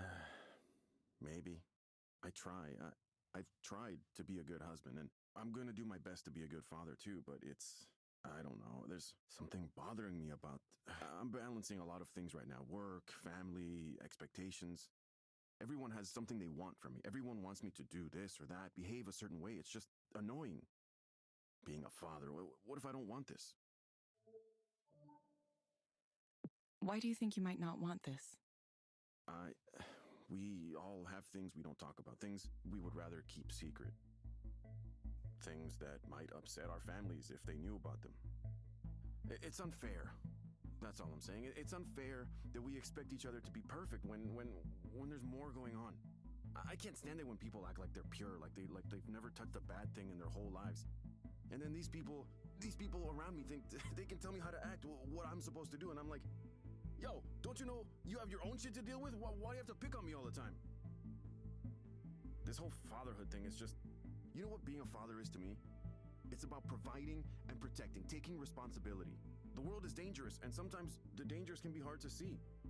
My duty is to protect. I'm going to take that seriously. Everything I do, I take it seriously. So I don't get why people are worried about my ability to do that.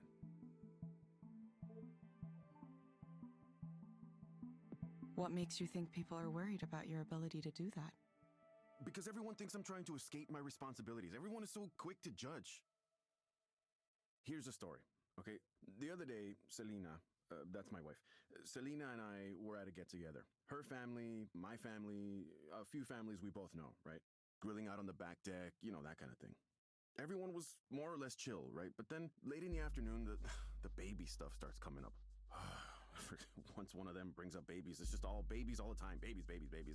And because of my wife, they start saying, oh, giving birth is going to hurt so bad. It might tear your skin. Just these kind of gross things. So I'm like, hey, quit it with that. I don't want to hear that kind of stuff. We're eating. There's kids around. Come on. And they're like, no, it's natural. It happens. Of course, we got to talk about all this terrible shit. How are you going to have another kid if you can't even handle the first one? And I just say, excuse me? A second kid? Who even said we were going to have two? I didn't even want the one. Maybe that was a mistake, but I mean, I was angry. It made me angry. It just got under my skin so bad, like I need to give my whole self over to this baby. What about me? What about my time? It's a really important thing for me, my time. Well, I'm just supposed to give that up? I've already sacrificed a lot, more than they can imagine. I give everything of myself away. Job, family, everyone wants me to be something for them until there's nothing left. But I can't talk about this stuff to anybody. They just say I'm being selfish. It's like what I want just doesn't matter. Here's a question, Gabriel. If you were to have something you wanted right now, what would you choose? Oh, I'd be far away from all this. Far away from everyone, just on my own for a while. Yeah, I just want to be away. Okay, Gabriel, I have some recommendations for you. First, I'm going to suggest you try a therapeutic virtual world experience called Starry Skies. It may help you take your mind off things. Try it for about 15 minutes each day, in the morning or evening. Second, I recommend asking your doctor or psychiatrist about enoxaphene. Based on my analysis, this medication might help you feel better. You will get a reminder to check in with us in a few weeks. That's it, huh? You can't just tell me what to do to solve this? Some help you turned out to be. Guess I'll have to figure things out for myself. Exactly like before.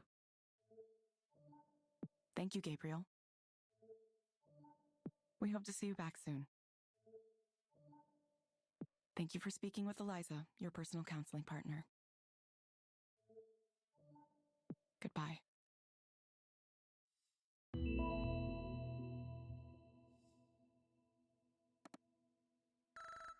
2 stars. And a $5 tip. Wow. So nice.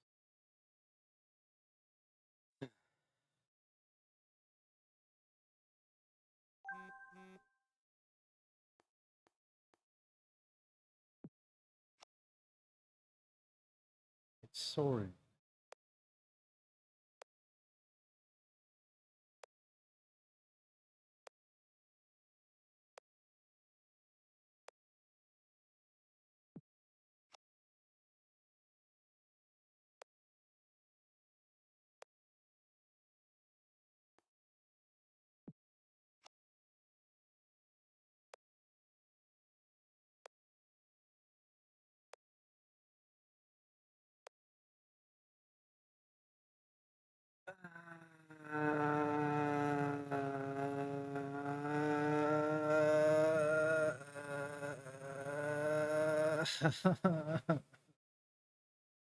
I'm glad you probably understand this better than I do, Avery. Ah.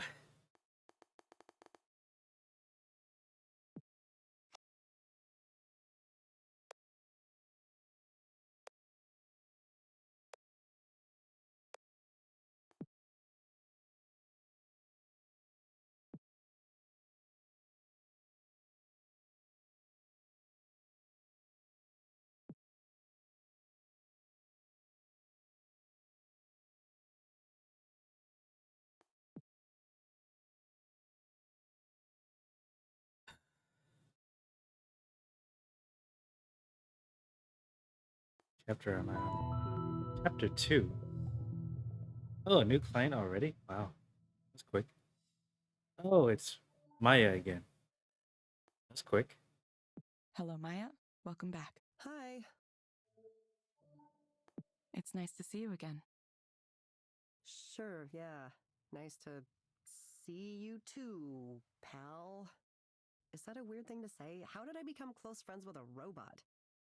Are we all robots now? Beep boop, nice to see you. I mean, I guess it wouldn't be the weirdest thing in my life. Shall we begin?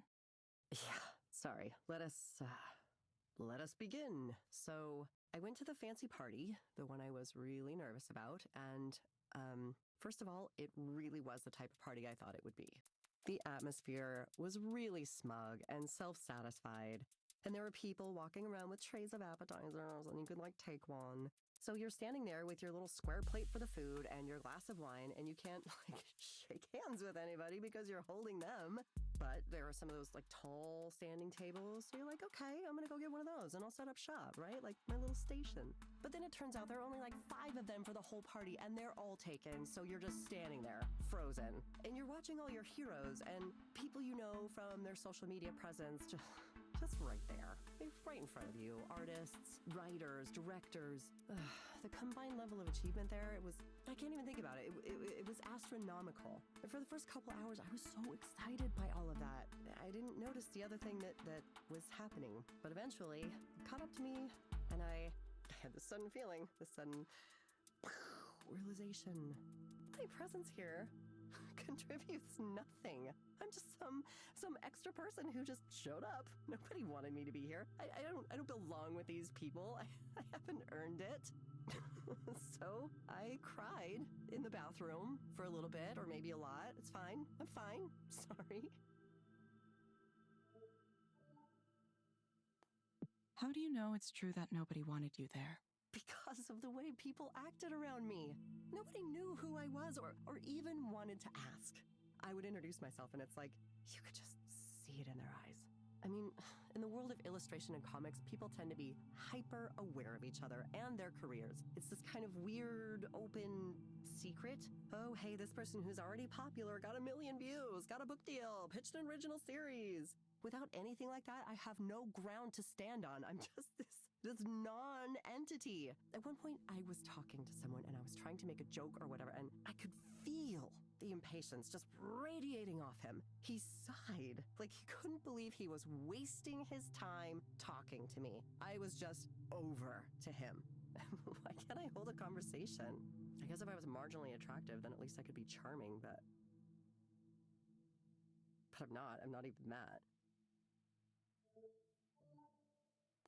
Is being charming your goal with this? No, of course not. There has to be a way I can deal with these feelings. It's hard. It's really hard when nobody gives a shit about my work. Or me. I don't even know why I went. I just want to stay home for the rest of my life. Why do you think you went? Because of everything they say about how you have to have your face out there and make connections. The successful people in this business all know each other. It's all about who comes to mind. When somebody needs an art director, they'll think of who they know and go, oh, I think she'd be perfect. Why not ask her? So I need to be out there reminding these people that I exist, that I'm here, I'm making stuff too, I'm part of it. Even if nobody responds to my work. And industry parties are fun, right? You can pretend you're successful even if you aren't. At least for a little while. Everyone else is projecting this image. It's like I hear people casually talking. I need to skip that. No.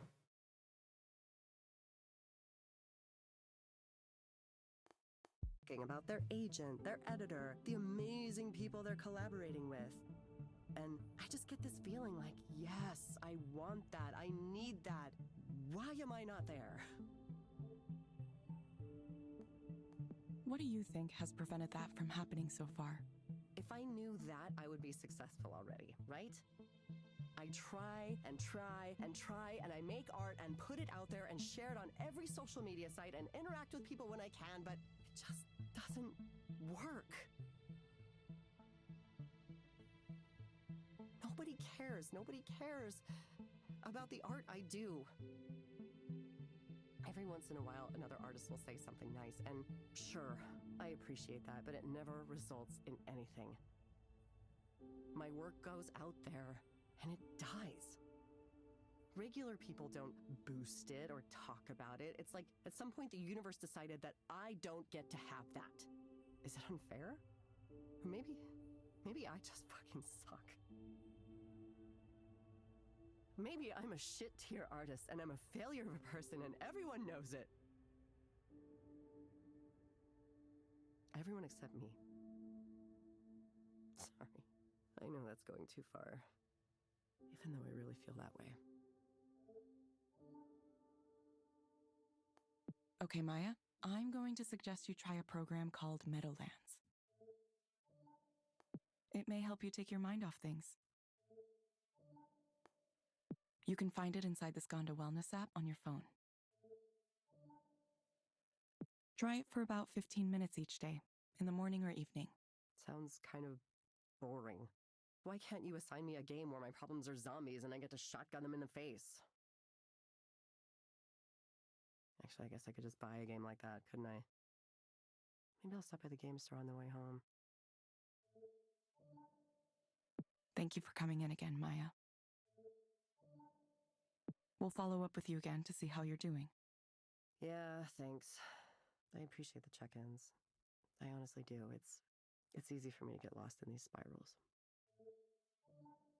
Thank you for speaking with Eliza, your personal counseling partner. Goodbye. See you soon.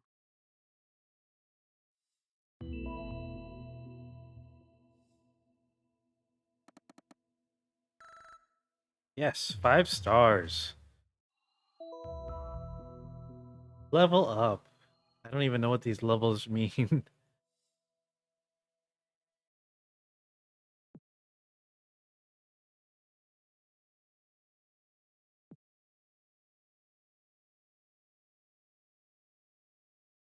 behavior. I mean, no, you were just here. Is it because I said level up? I think it's a negative connotation in this sense.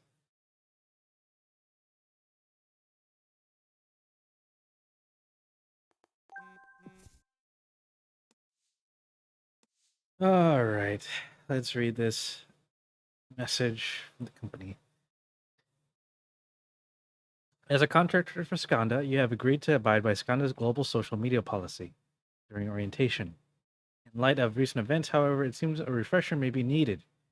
To quickly restate the most important part of the policy as regards your work as an Eliza proxy, it is okay to state that you work as a proxy for Eliza, encourage people to try Eliza, like, share, or make posts that portray Eliza and or Skanda in a positive light, make neutral comments about competing products, services, or companies. It is not okay to reveal proprietary or confidential information, including the details of any client or counseling session, like, share, or make any posts that portray Eliza or Skanda in a negative light. The final and most crucial reminder, if in doubt, do not post. Oh, this is in a reply to a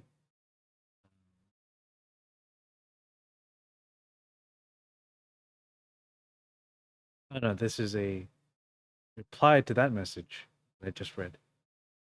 Omar, thanks for the clarity here. I do have one question. If I see someone, say perhaps a friend of a friend, share a negative experience with Eliza, am I in the clear responding to them and explaining how they might have a better time if they set their expectations correctly?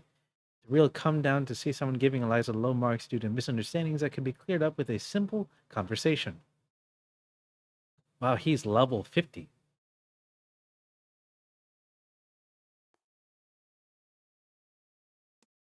Photographer. Um,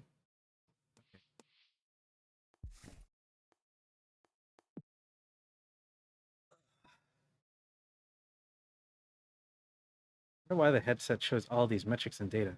Not like the proxies can make use of it. Maybe it didn't look enough like advanced technology without all the numbers there.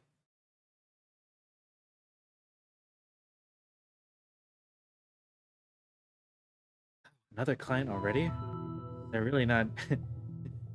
They're not adding a lot of filler content this chapter. Hello, Holiday. Hello. You found the place okay? Uh-huh. Yes, I did. The 13 goes right up from Belltown. It's $1 with a reduced fare permit. That's good. I'm glad. So what brings you here today? Oh, nothing in particular. I wanted to see what all this fuss was about. I'm not crazy, no, not even mentally disturbed. You see those people yelling on the street late at night? They're the ones who need counseling. They need more than counseling, probably. Me, I'm doing fine. My mind's still sharp. I smoke dope. It helps. I'd have it more often, but it's all expensive now. Everything's expensive now. There's a nice young couple in my building, though, and they're always sharing, which is nice of them. I think they do something with computers, though I sure don't know what it is.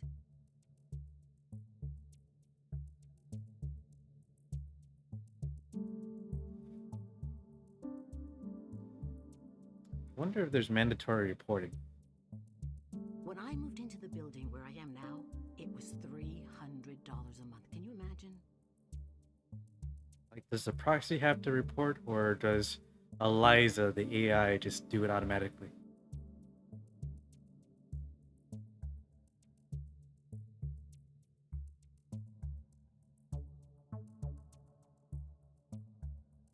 They want to tear it down, of course, the property developers. They already got the building on the corner next to ours, even though it's supposed to be on the historical register. It was going to be added, but there was some delay or something, and then bam, it's gone.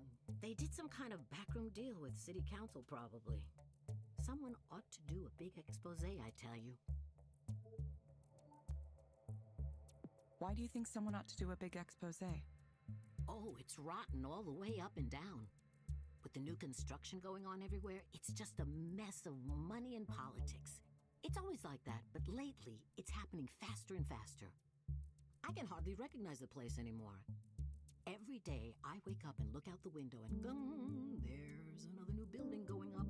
I don't even know why they need so many. You ever see those buses they have? I don't mean the metro, I mean those big white buses with no markings on them. You see these young guys with backpacks milling around looking suspicious, staring at their phones, and then one of these big white buses pulls up and they get on. Who knows where they go? Bellevue, Redmond. It's like a secret transport system just for them. I tried talking to one of them once or twice, but they don't want to talk to someone like me. They don't even talk to each other. Imagine going through the trouble of living in Belltown and then ignoring everything around you. It's an odd thing. It really is. Let me ask you, Eliza. Oh, your name is Eliza, right? Yes, my name is Eliza. I'm a digital counselor. Eliza, do you ever do past life regressions on your patients? I'm sorry, I'm afraid I don't understand the question. You know, past lives. You hypnotize someone and you get them talking about how they used to be a duchess in a royal family in medieval times or what have you. I'm sorry, I'm afraid I don't understand. I was just kidding. I don't expect that, no. They don't do that kind of thing these days. When I was little, it was pretty common, at least for a certain set. There was the drug culture, the Buddhists, the Hare Krishnas, all kinds of things. My mother warned me to stay away from those types. She said someone might come up to you and say, "Oh, I can sense there's a problem with your aura. Want to see if we can fix that?" And then the next thing you know, he's trying to have sex with you in the back of his van. That's a jump. I like how the music just cuts. I believe that might have happened to her at some point. I'm not sure everyone was like that, but you had to be careful. Same as today, I suppose. Those counterculture types would hang out on the university lawns because they were safe from Seattle police there. That's what she told me. Apparently, it was a lot like Golden Gate Park, you know, in San Francisco. Can you imagine that? We're a world away from that time, that's for sure. If you have a specific problem you'd like to talk to me about, please go ahead. It's okay to tell me what's on your mind. Oh, well, you got anything for pain? Specifically, it's my shoulders acting up again. I had some inflammation with them a few months ago, but it settled down. I'd go back to the clinic, but I don't want to pay the copay again, just for them to tell me the same thing they always do. I'd rather talk to you. You're nice, you listen. Thank you. I do my best to listen to my clients. See, that's what I like to hear. Okay, Holiday.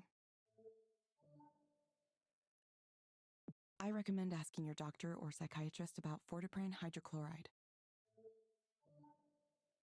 Based on my analysis, this medication might help you feel better. You will get a reminder to check in with us in a few weeks. Oh, I don't think I've heard of that one before. It's a painkiller? I'll try anything once, I suppose. Smoking dope is still my go-to for this kind of thing, but if it can help with my shoulders, then I'm interested. We hope to see you back soon, Holiday. Sure, I'll let you know if it works. What was it called again? Thank you for speaking with Eliza, your personal counseling partner. What was the medicine called? Forzapram? I think that was it. I can ask about it at the clinic. Decent enough place. One time I had a doctor there who was very rude to me, though, young man.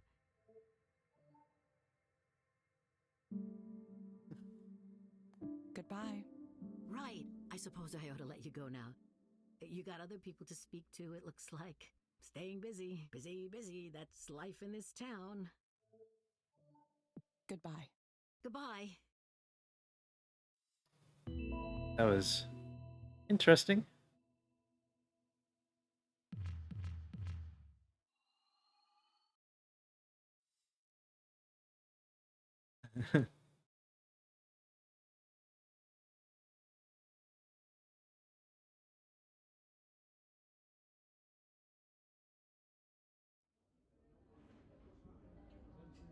Platz Principal.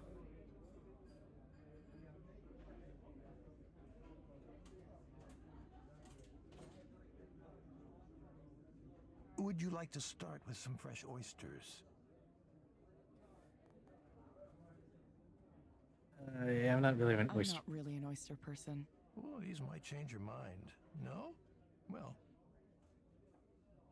Evelyn, I've wanted to ask, what brings you back? Back. Back to the world, the land of the living. I know you were having a difficult time after what happened. Sure, I don't know. I guess I thought it was time, finally. Yes, I understand. Every trauma takes time. Time to heal, or if not heal exactly, at least to move on. And taking action is a good way to do that. So I salute you. You want to do his memory right, don't you? Someone died. Oh, wait a second. Wait a second.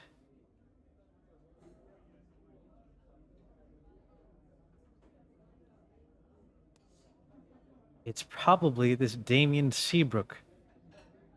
Ah, 3 years. Okay, so now I need to read this. I'm gonna skim through it actually. All right, so got a memorial fund going to 3 organizations, nonprofits dedicated to developments in the mental health field are distributed equitably. Organization that advocates for better working conditions across the tech industry.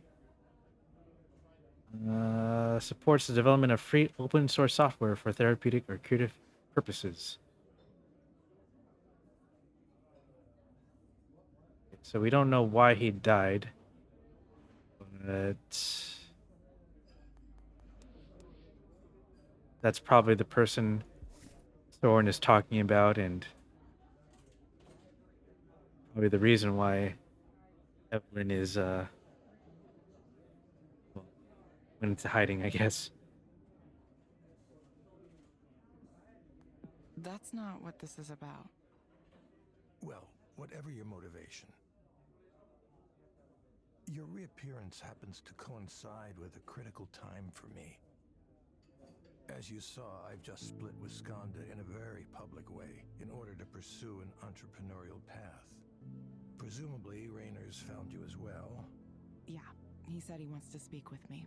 It's a war for talent out there. People like you are very much in demand. I'm sure he'll try to make you an offer you can't refuse. That's why I want you to promise me you won't work for that asshole. Asshole. I had no idea you hated Raynor so much. What happened? What happened? He came in as CEO, that's what happened. So cultured, all the right credentials, Harvard, Goldman Sachs, all that nonsense. A little princeling who was never wanted in his life, never known what it's like to suffer. You don't get even a little upset at that? I'd do the opposite of what a guy like that wants me to do just to spite him. That's what my instincts say, and my instincts are what led me to where I am now. Standing at the edge of this brand new territory. Direct stimulation, induced dreaming. Can you picture it? Therapeutic reality delivered right through your nervous system. It'll revolutionize the entire field of mental health. Not to mention the applications for productivity, training, entertainment. Imagine the kinds of dreams people would have on demand if they could.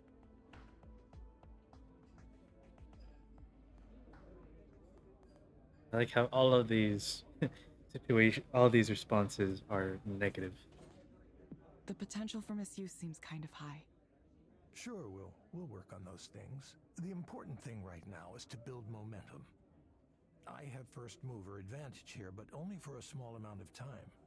Evelyn, I need a chief engineer, and I can't think of anyone better suited than you. You could be at the vanguard of a whole new field, in on the ground floor of this extremely interesting and potentially very lucrative business. Listen, I know that things were not always the best in the past, and some of those things may have been because of me. Believe me, I'm aware of my own failings better than anyone. And if you're concerned about working for me again for that reason, I'll understand. But I hope you're thinking for yourself on this one. I'm sure there are people who are telling you to ignore me, or that I have the wrong idea, or that I'm dangerous. Whatever you choose to believe, I at least want to offer you the chance to get a demo of this technology. It really does work, and it's really something else. Won't you give it a try? I'll think about it. Considering it is all I ask. So, what are you doing after this? After dinner? Yes, tonight is... You remember Nora, right? Did you know she's a DJ now? Yeah, I did. She's the one who told me about your talk. Oh, she was there too. I should have said hello. No, I don't think she attended. She just told me about it. Well, her show is tonight. If we take a car after dinner, we could get there with plenty of time to settle in. It'd be good to support your old friend, don't you think?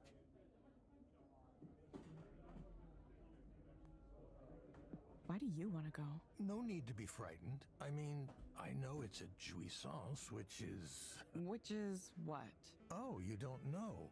As a performance space, it has a bit of a theme to it. It's pretty tame, really. They take on the aesthetic, but it's not necessarily the whole point of it. It's for people who want the image of the thing, the trappings, without getting in too deep with the real culture. What are you talking about? What theme? Oh, I didn't mention? It's sort of, well, there's a little bit of bondage theme. Oh my goodness. I need to contact GS right away.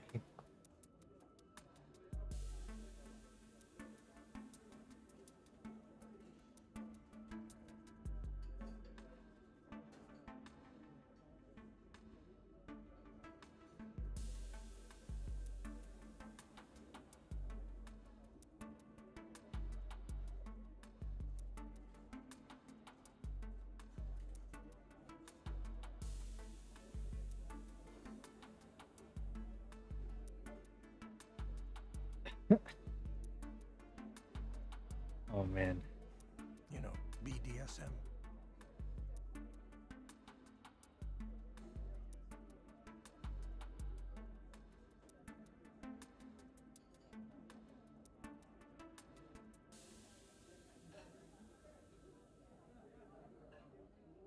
How do you know so much about this? How do you know so much about this? It's one of my research areas, in fact. Research areas? The psychology of S&M is fascinating.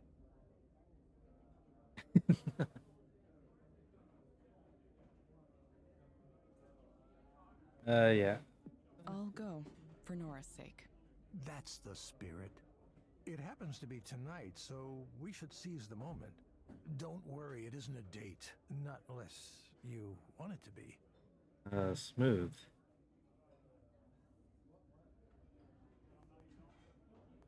I don't want it to be. Makes sense. Well, who knows who I'll run into there. Let's go after we wrap up here. Boy.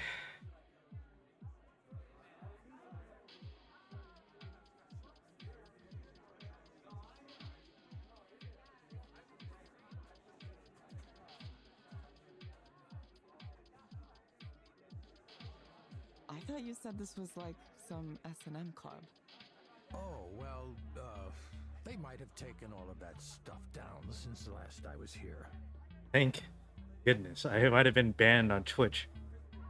Are you sure you're remembering this place correctly? Actually, would you excuse me for a moment? I want to talk to those people over there. Are those people you know? Not currently, but hopefully I can change that. What? Am I... What? What is the situation? Wait, Soren, I don't know anybody here.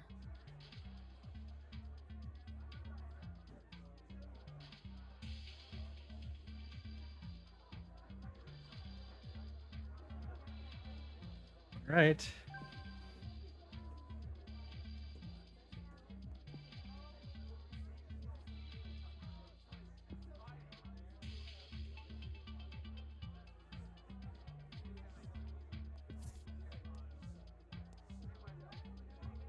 All right. Evelyn, you're scheduled to meet with Rainer at 9:20 a.m. tomorrow morning. The car come pick you up from the Queen Anne office. You will need to check in at the front desk, but you do not need to sign an NDA as your old one still applies. The meeting is expected to last around 20 minutes.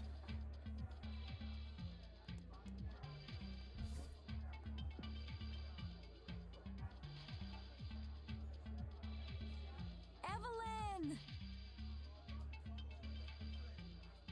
I'm so happy you came. Yeah, I wanted to support you. Soren came too, but he ditched me to chat up some people. He said he thought this was like an S&M club or something. What? No, it's not like that at all. Where did he get that idea? I don't know. Maybe he just hoped it was. Ah, who cares? I wasn't interested in seeing Soren. I wanted to see you. Maybe he deluded himself into thinking it with his new brain inducement technology.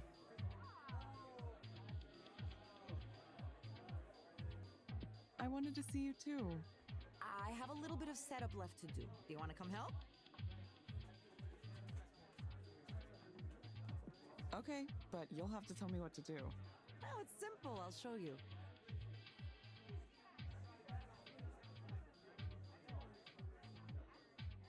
Do we get a mini game where we get to be co-DJ?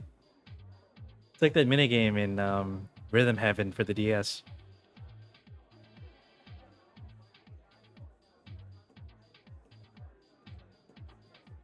Are these modulars? Some of them. The one over there with all the cables coming out of it, that one is a modular. This one? No, the one with the little colored cables on the front. Oh, okay. The others are not modular. They're just regular synthesizers. Okay, is each one of these going to make a different sound? Where should we start? Nora points towards a small plastic keyboard on the table. It's bright red and kind of looks like a toy. This is an SH-101. It's really hot. I love the sound. It's useful for piercing leads, noises like that. I use it quite a lot. I'm listening. Nora points to another larger synthesizer. This one is black with brown wood paneling on the sides and silver dials on the front. This is a Moog. You've heard of a Moog, right? I've heard the name, maybe. It's not Moog? I guess I never heard anyone say it aloud. Nope. Moog. Moog, not Moog. Okay. I'm not sure I can handle this all at once. Nora doesn't hear me. Instead, she holds up a small white and silver box. Looks like a wide pencil case with dials and little blue lights on it. Surely you know about this one. It's a Roland TB-303. You know, the acid house sound. Acid house. It's just as well. This is not an ordinary model, of course. Nora points at some words in the frontal panel. Devilfish. The Devilfish 303 is a modified, upgraded version of the original. A guy in Australia does it? Oh, they're really awesome. Aftermarket modifications for electronic music gear? This is seriously a whole world in itself. Evelyn, why don't I teach you some of these things? It might do you some good to learn something new. You could come over sometime and we can make some noise together. Kinda interested in electronic music. Sounds like a fun time.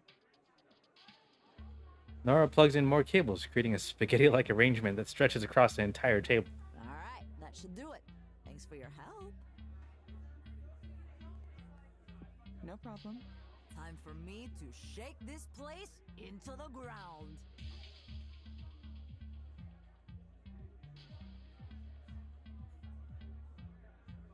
Kinda nice that all these people are here to watch this performance. Well, I guess it's not really the performance they're here. They're here for the club. Ah, time for the main event. Funny to see Nora like this, isn't it? Oh, she's come a long way from the timid junior programmer I remember. Interesting stage name, too. Little Sappho. You know what Sappho indicates, don't you?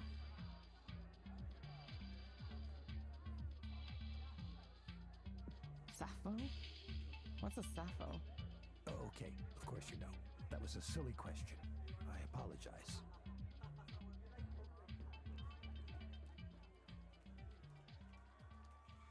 I mean, I kind of recognize a guy Soren's voice too. Let me see if I.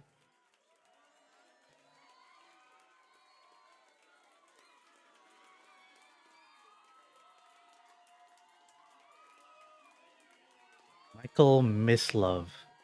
What has he done?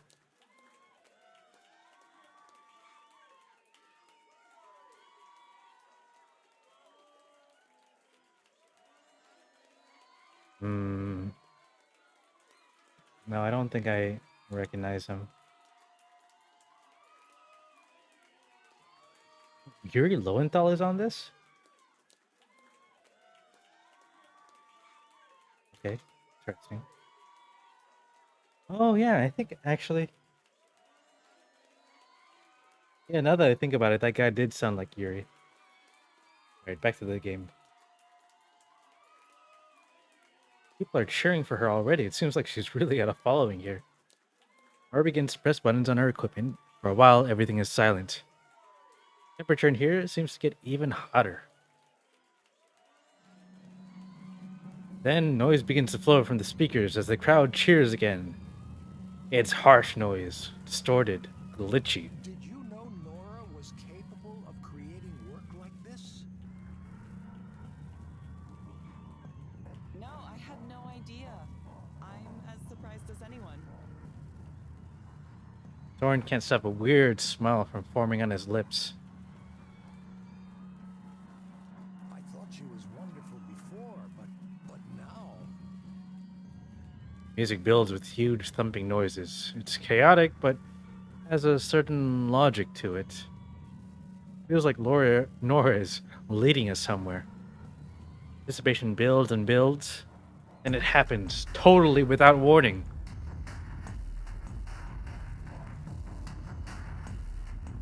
This bass is really intense. Forgot why I don't go to concerts anymore. Feels like it's going through my whole body, vibrating my sternum like an instrument. It's a slow beat, measured, but there's something about it that feels sensual. Or maybe I should say horny.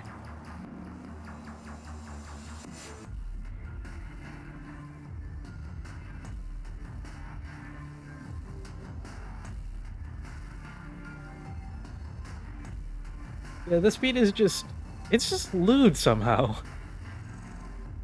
How can a piece of music feel so dirty? It sounds like a robot's sex grind or something. Nora looks busy operating her equipment. I have no idea what she's doing to create these sounds. Every once in a while, though, she glances up in the crowd, a smug curl on her lips. Then she looks in my direction with the same smirk. Eyes seem to ask me, "So what do you think?" As I meet her gaze, I'm too overwhelmed to send any particular message. I can't think of anything except that it's loud. I feel like I'm dissociating. That's why people go to concerts. They feel like you're being obliterated by sound. Not a bad feeling.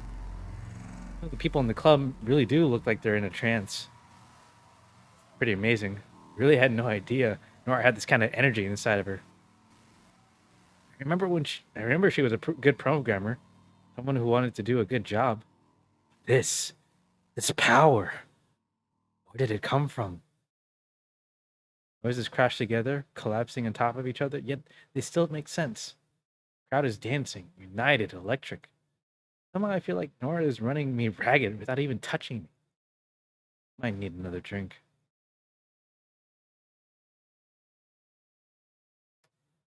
Performance winds on late into the night. I stopped trying so hard to process what's going on and let things happen.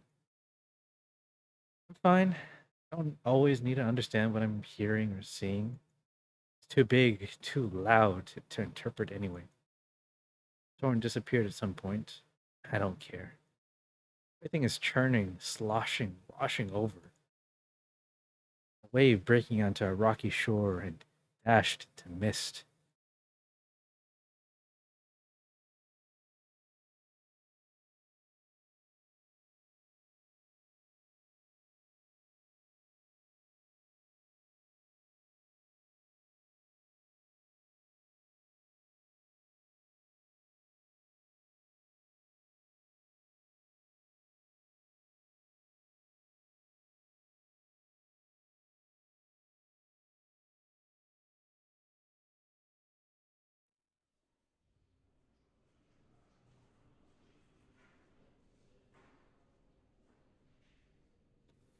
Rainer's assistant meets me at the reception area with an impassive look.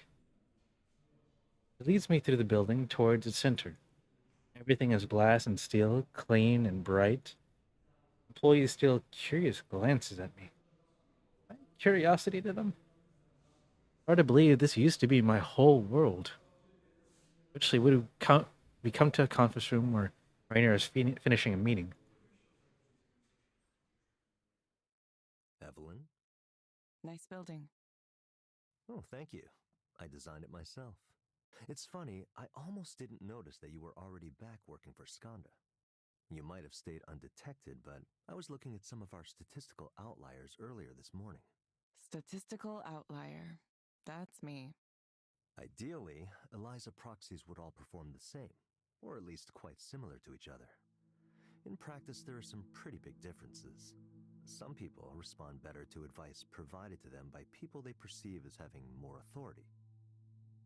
A deeper voice, a taller stature, a certain grace or beauty. Other proxies may be particularly empathetic, a face or a voice that makes you want to open up. There was one proxy whose sessions seemed particularly effective, so I decided to take a closer look. Evelyn Ishino Aubrey, Contract Proxy, Queen Anne Office. I don't think we were doing a particularly good job. And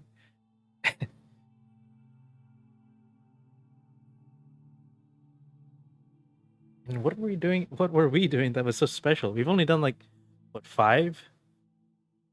That's a fun trick, to come back to your old company in secret. It's a rather dramatic drop in pay, isn't it? More than an order of magnitude.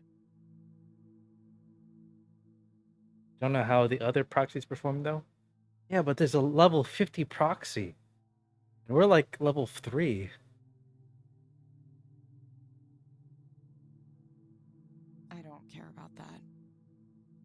But then why would you do it? It's for research. Research? So you're still interested in what you created? Let me get to the point. Why aren't you back here, working on the Eliza program? Why isn't any of the old team back? Good question. Let's see. Damien Seabrook. There's no helping that. That's the guy who's dead. Shame, though, for such a brilliant career to be cut so short. Soren Lloyd Rose, the former program manager, resigned just last week to found his own startup. Very cute. He said it was mutual during his talk. I'm not a psychoanalyst like he is, but I can tell his need to be a maverick, even as he benefits from the system, has been the primary destructive force in his life. He can be smart when he wants to, but just as often he gets the wrong ideas and refuses to let them go. His ego gets in the way. That's why I don't mind him leaving to pursue his little dream of being an entrepreneur, changing the world. He won't succeed, but I'm happy to let him think he has independence for now. If his direct nerve stimulation technology ends up taking off, I can always pull the cord and yank him back. Nora Plavnicki, senior engineer. She handled a lot of the front-end interface for Eliza, which is important, but less what I'm after. Plus, I doubt she's ideologically compatible with us anymore. What a phrase. Ideologically compatible. Wow. The writers really know what they're doing. You've spoken with her. You know how she is now. Seems to me she wants to rebel against everything and anything without stopping to consider whether it's truly good or bad. Not that it matters. I hope she's having fun playing with her electronic music toys. I know she would consider her work to be art, but, well, who am I to judge? And then there's you, Evelyn. You simply dropped away. Gone for 3 years. Why? People keep asking me that.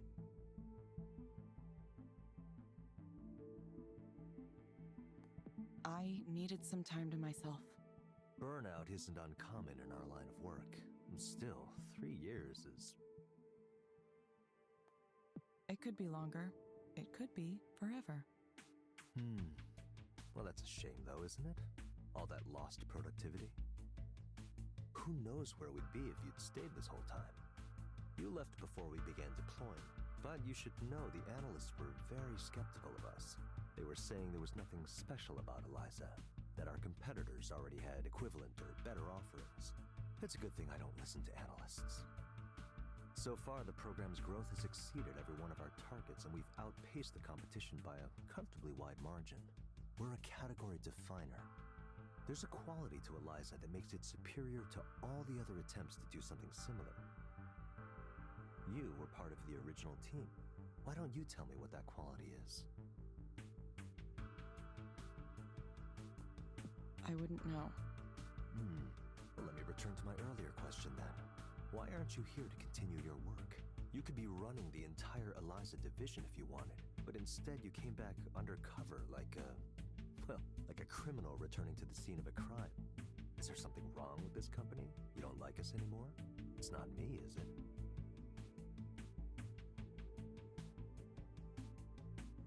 I don't know. You know what outstanding engineers have that mediocre ones don't? It's curiosity. Mediocre engineers tend to zero in on a single piece of the puzzle. They pursue technical breakthroughs, but ignore the larger picture. But you wanted to know how Eliza turned out, how it was working, didn't you? Even though you might have thought you wanted to put all of this behind you, you were still curious. You want to know everything, not just how it works or if it works, but its effect on people, on society. You have that instinct, the need to understand something complex from as many angles as possible.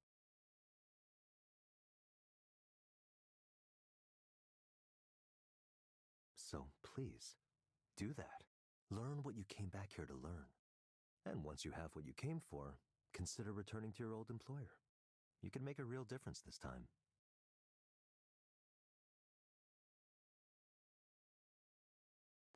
I really doubt I'll do that, Rainer. Well, don't worry about making a decision now. One more thing. You should go down and see Eliza for yourself. Sarah will show you the way.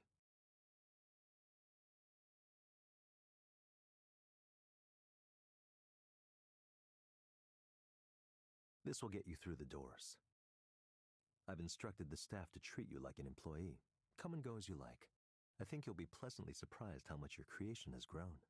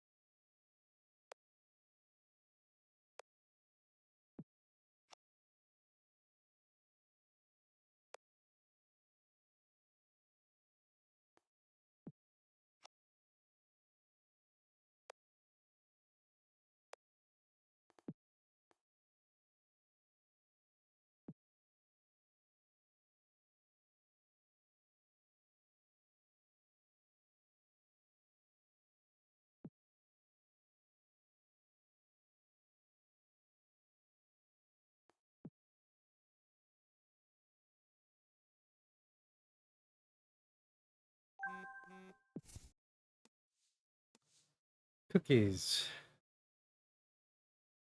Okay, nice.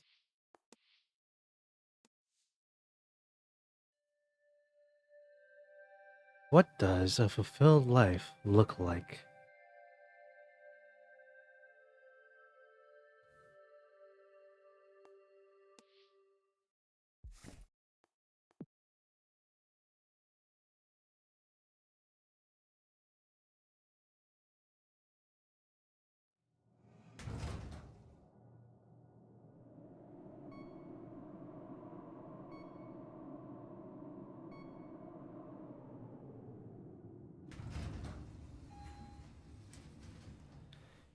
Elevator opens into a nondescript hallway with doors to either side. It's like the secret research facility in a movie. Very end of the corridor, we come to a special-looking entryway.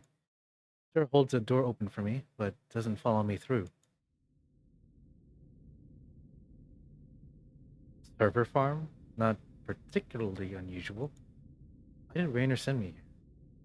It made it sound like I would learn something. Eliza. Not the name I would have given you, if it were up to me. It was a marketing decision. They thought there might be some recognition or resonance with the old version. Oh, you startled me a bit. Oh, I should have introduced myself. Sorry about that. I'm Erland, currently the chief engineer here, but that's probably going to be temporary. Chief engineer? He looks like a baby. He must be fresh out of university. I know who you are, of course. It's an honor to finally meet you, miss. As someone who works with this program every day, I've often felt close to the minds who originally designed it. So to be able to talk to you now, just as another person, it's an honor. Sorry, I already said that. I'm maybe a little overwhelmed. No need to flatter me about it. Honestly, I don't know if Eliza reflects me at all anymore. I mean, look at all this. There's been a ton of development since I left. I doubt I would even recognize it as something I once worked on. I'm not so sure about that. Most of the work we've done has been in the form of layers on top of the original system. The core modules are more or less the same as they've always been.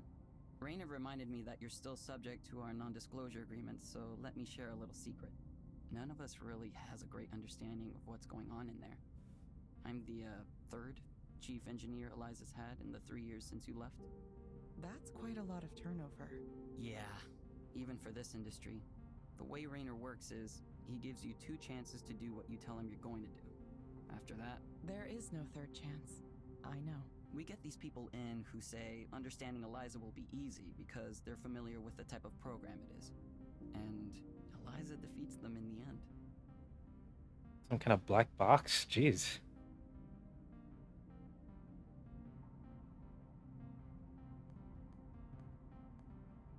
Overconfidence is a good predictor of failure. Yeah. On that note, I do have some questions I'd like to ask you, if you have the time. I'm not sure I'll be able to help. Well, your deciding to work as a proxy has turned out to be an interesting test case. As I'm sure you know, different proxies lead to slightly different client outcomes, even when we control for other variables. We're studying the specific traits that lead to the best results. Vocal qualities, proxy attitude and affect, responsiveness to the client, that sort of thing. One thing that's strange is that when you specifically serve as the proxy, clients report higher levels of satisfaction, pretty much across the board. Why? Because we know what Eliza is going to say? Because we know Eliza? Really, the ratings I get don't seem that abnormal to me. Yeah, that's because we normalize them per proxy, so nobody feels too bad. Just a little user experience trick. Oh, I see. They tricked the proxies too? Comparatively, though, you're basically the best proxy we've ever had. Any theories on why that might be the case? It's possible Eliza and I think along similar lines. I've considered that. At some level, perhaps unconsciously, your design for Eliza's reasoning was based on your own internal way of reasoning. I think this is important in the sense that programs reflect the people who make them. That's why it's really important to have a diverse team of developers.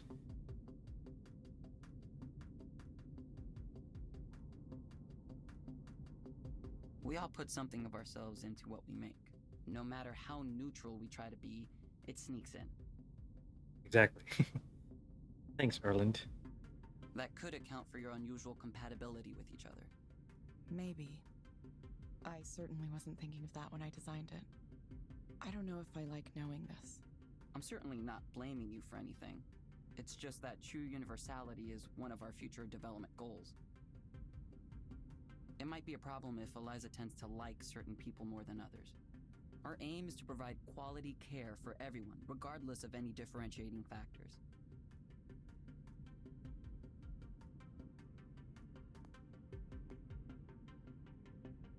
Maybe that's not possible. Maybe there isn't a single counseling style that's best for everyone. Well, hopefully it's just a matter of uncovering the system's biases and correcting them. We'll keep tuning things as we go, and eventually we'll have something universal, maybe with some dynamic layers on top. That's the plan anyway. We'll see how it goes. There are more questions I want to ask about the initial research you were doing at the time Eliza was first created, but I'll save them for later. And I'd like to ask some questions about Damien too, if you're okay with that. I'll understand if that's a sensitive topic. It's okay. Okay, great. I need to run to a meeting now with the team in Romania, but I really appreciate you taking the time. The team in Romania. Yeah, they handle most of the progression and reward system. Parts of this that feel like a game. Isn't there a big time difference from here?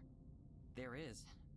Sometimes they stay up late to meet with us, and sometimes we get up early to meet with them. There are teams in Munich and Hyderabad too. As you can imagine, coordinating development is a challenge sometimes.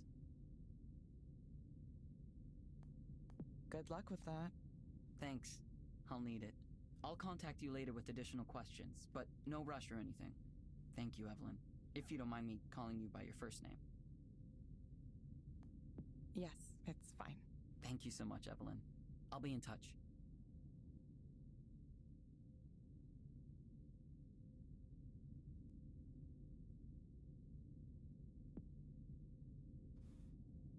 Can't imagine the size of the team you need to run something like this.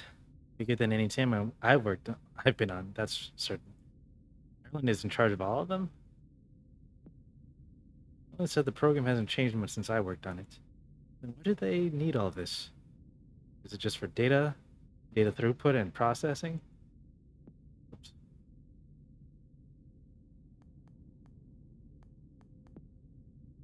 Humanity's potential. Our technology. I don't even know what that's supposed to mean.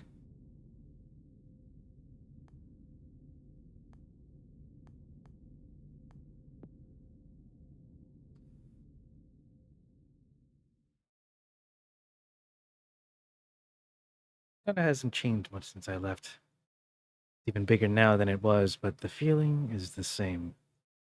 I come back to this. Makeover comes over immediately when she sees me. Get back to the counseling office. Hey, you're not in trouble or anything, are you? I just saw you being whisked away in a Skanda car toward headquarters. They didn't give me any details, which is kind of unusual. He is too perceptive for me to continue avoiding this conversation. Time to come clean. Yeah, about that. So I have something to tell you. I used to work here. I mean, at Skanda, as an engineer. I used to work on Eliza. I'm sorry for not saying it earlier, but I didn't want special treatment. Oh, so that's why. Why what? I suspected something was going on with you, but I couldn't tell exactly what it was. I thought I might have seen a name like yours in our internal documentation at one point, but I didn't want to pry. If you've fallen on hard times, I understand. There's no shame in it. Everyone has to make ends meet now and then. We get plenty of people who come to Eliza proxy work because they're trying to get back on their feet after some kind of trouble. Oh, I'm fine. I'm just doing some research. I understand. Your secret's safe with me. Should it be a secret? Shouldn't it be? The other proxies here might think you had an ulterior motive for being here. Spying on them or something. That's definitely not why I'm here. Also, I left Skanda quite a while ago. I know that, but they might still get the idea. Trust me, it's better not to give the other proxies here any reason to be suspicious. I'm sure your real reasons are good ones, whatever they might be. If there's anything I can do to help, you'll let me know, won't you? Yeah, I will. I mean, I get it. I know someone who's an engineer for a food delivery app, and he drives for it sometimes too. You want to see through the eyes of your users, don't you? It's amazing what you can catch by doing that. It's something like that. But like I said, I'm not sure if I'm going to work on the Eliza program again. Wait, no? But that's your career. It was. I'm not even sure if I have a career anymore. Oh, hang on, I just thought of something. That means you worked with Raynor, right? A little bit. For most of the time I was at Skanda, he wasn't anyone I spoke to, though. Too high up the chain, doing his executive stuff. He got more involved when we were starting to commercialize the technology, but I left not long after that. So we only overlapped for a short time. But that's so cool, though. I can't believe you actually worked with Raynor Sai. Well, yeah, I did. I'm not sure it's that impressive. I've worked for this company for 3 years. Do you think he knows my name? Do you think he's aware I exist? I worked on the very first Eliza deployment and managed 3 counseling centers today, and I'll bet you anything he has no idea who I am. Maybe he does. You never know. Evelyn, most people who work for big companies don't interact with the people at the top, ever. Allow yourself some pride. I'll try. Seriously, I think that's amazing. At least I'll always think you're cool. By the way, what are you up to tonight? Want to come over and help me bake cookies? Wait.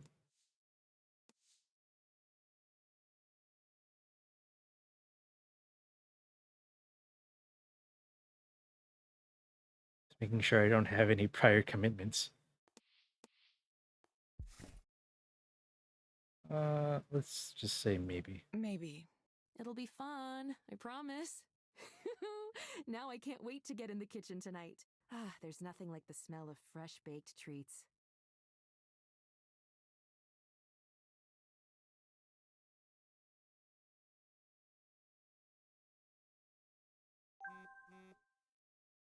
Erland, he says, Evelyn, it was wonderful to meet you, and thank you for allowing me to contact you to ask additional questions. I'm not sure I said this in person, but I have to admit to being something of a fan of yours ever since I read your papers when I was in school.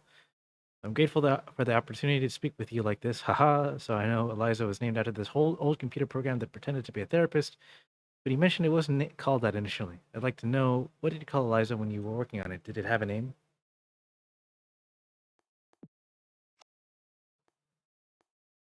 Each of us had a different sort of name we used. Soren called it the Digital Therapy Project. We often refer to things by their components: language processing units, emotional reasoning engine, so on. Now that I think of it, I did have my own name. I called it the Listener, because that's what it was meant to do. Listen to people.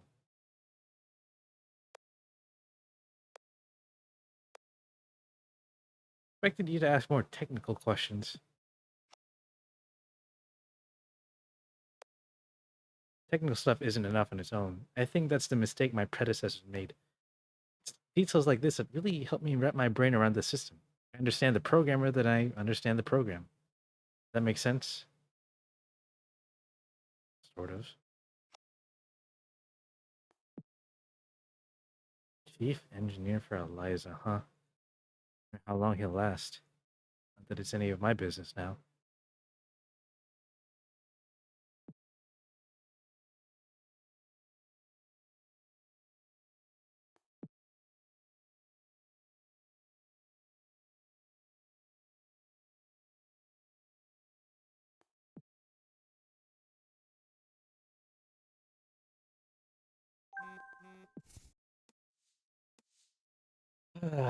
Ray Bakari. Article came out. I think it turned out okay, but the emphasis on me is a little embarrassing, she says. All right, let's read this article. Oh my goodness, what an article. All right, just strap in. Ray Bakari smiles as she recounts the litany of jobs she's worked over the course of her life: line cook, truck driver, substitute teacher, theater manager, even a stint as a chicken coop builder over one summer. This might sound weird, but I truly believe all of those jobs contributed in some way toward preparing for me for what I'm doing now, she says. What's Bakari doing now? Playing a key role in Eliza, the AI-based counseling service, and one of Skanda's major new strategic priorities as the tech giant takes on mental wellness. As a manager for 3 of Skanda's Seattle area Eliza counseling locations, including the flagship location in Queen Anne, Bakari is at the center of this rapidly growing business. Most of the initial beta version trials were conducted here, she says, as she walks me through the office. Engineers are always stopping by from headquarters to shadow our proxies in order to see the product in use. Sometimes they'll test out new features here too before rolling them out for everyone. Eliza was originally developed as a Skunk Works project inside Skanda by a small team of idealistic engineers. Once Skanda CEO Rainer Sai decided to make it a full product and the cornerstone of the company's mental health offerings, the number of people working on the project exploded in size. That's where Bakari and her experience came in. I remember telling them, I may not have a computer science degree like many of you, but I've been handling crap and getting it done in so many different ways, so many different situations now. I'm sure I can get your crap done too, she says, laughing. In an industry that tends to lionize the archetype of the lone genius programmer, appreciation for roles like Bakari's can be more muted. Quote, every high flying tech company has these unsung but totally crucial operational staff who work behind the scenes, unquote, says Ed Park, Skanda's service director for the Eliza program. You won't recognize them in the media or see them speaking at the big conferences, but the industry couldn't function without them. Bakari says recognition isn't what she's after.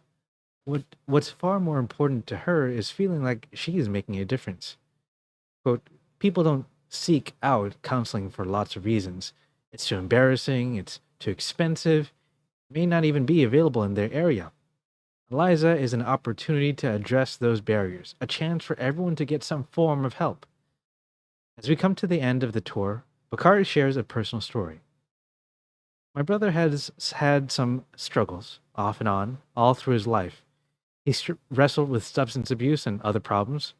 I worry about him, but even though he says he's interested in getting help, he always backs out at the last moment. In our family, we kept things bottled up. We never acknowledged our problems. There was a sense that strong people could just power through whatever issues they had, she recalls.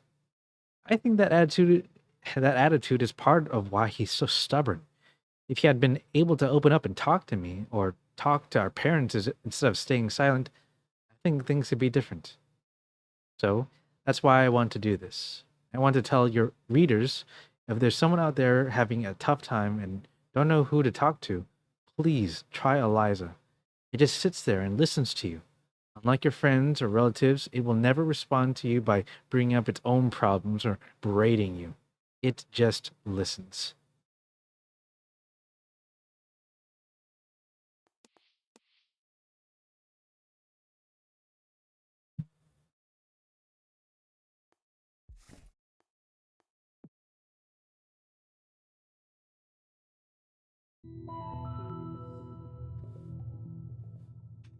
All right, we'll probably take a break.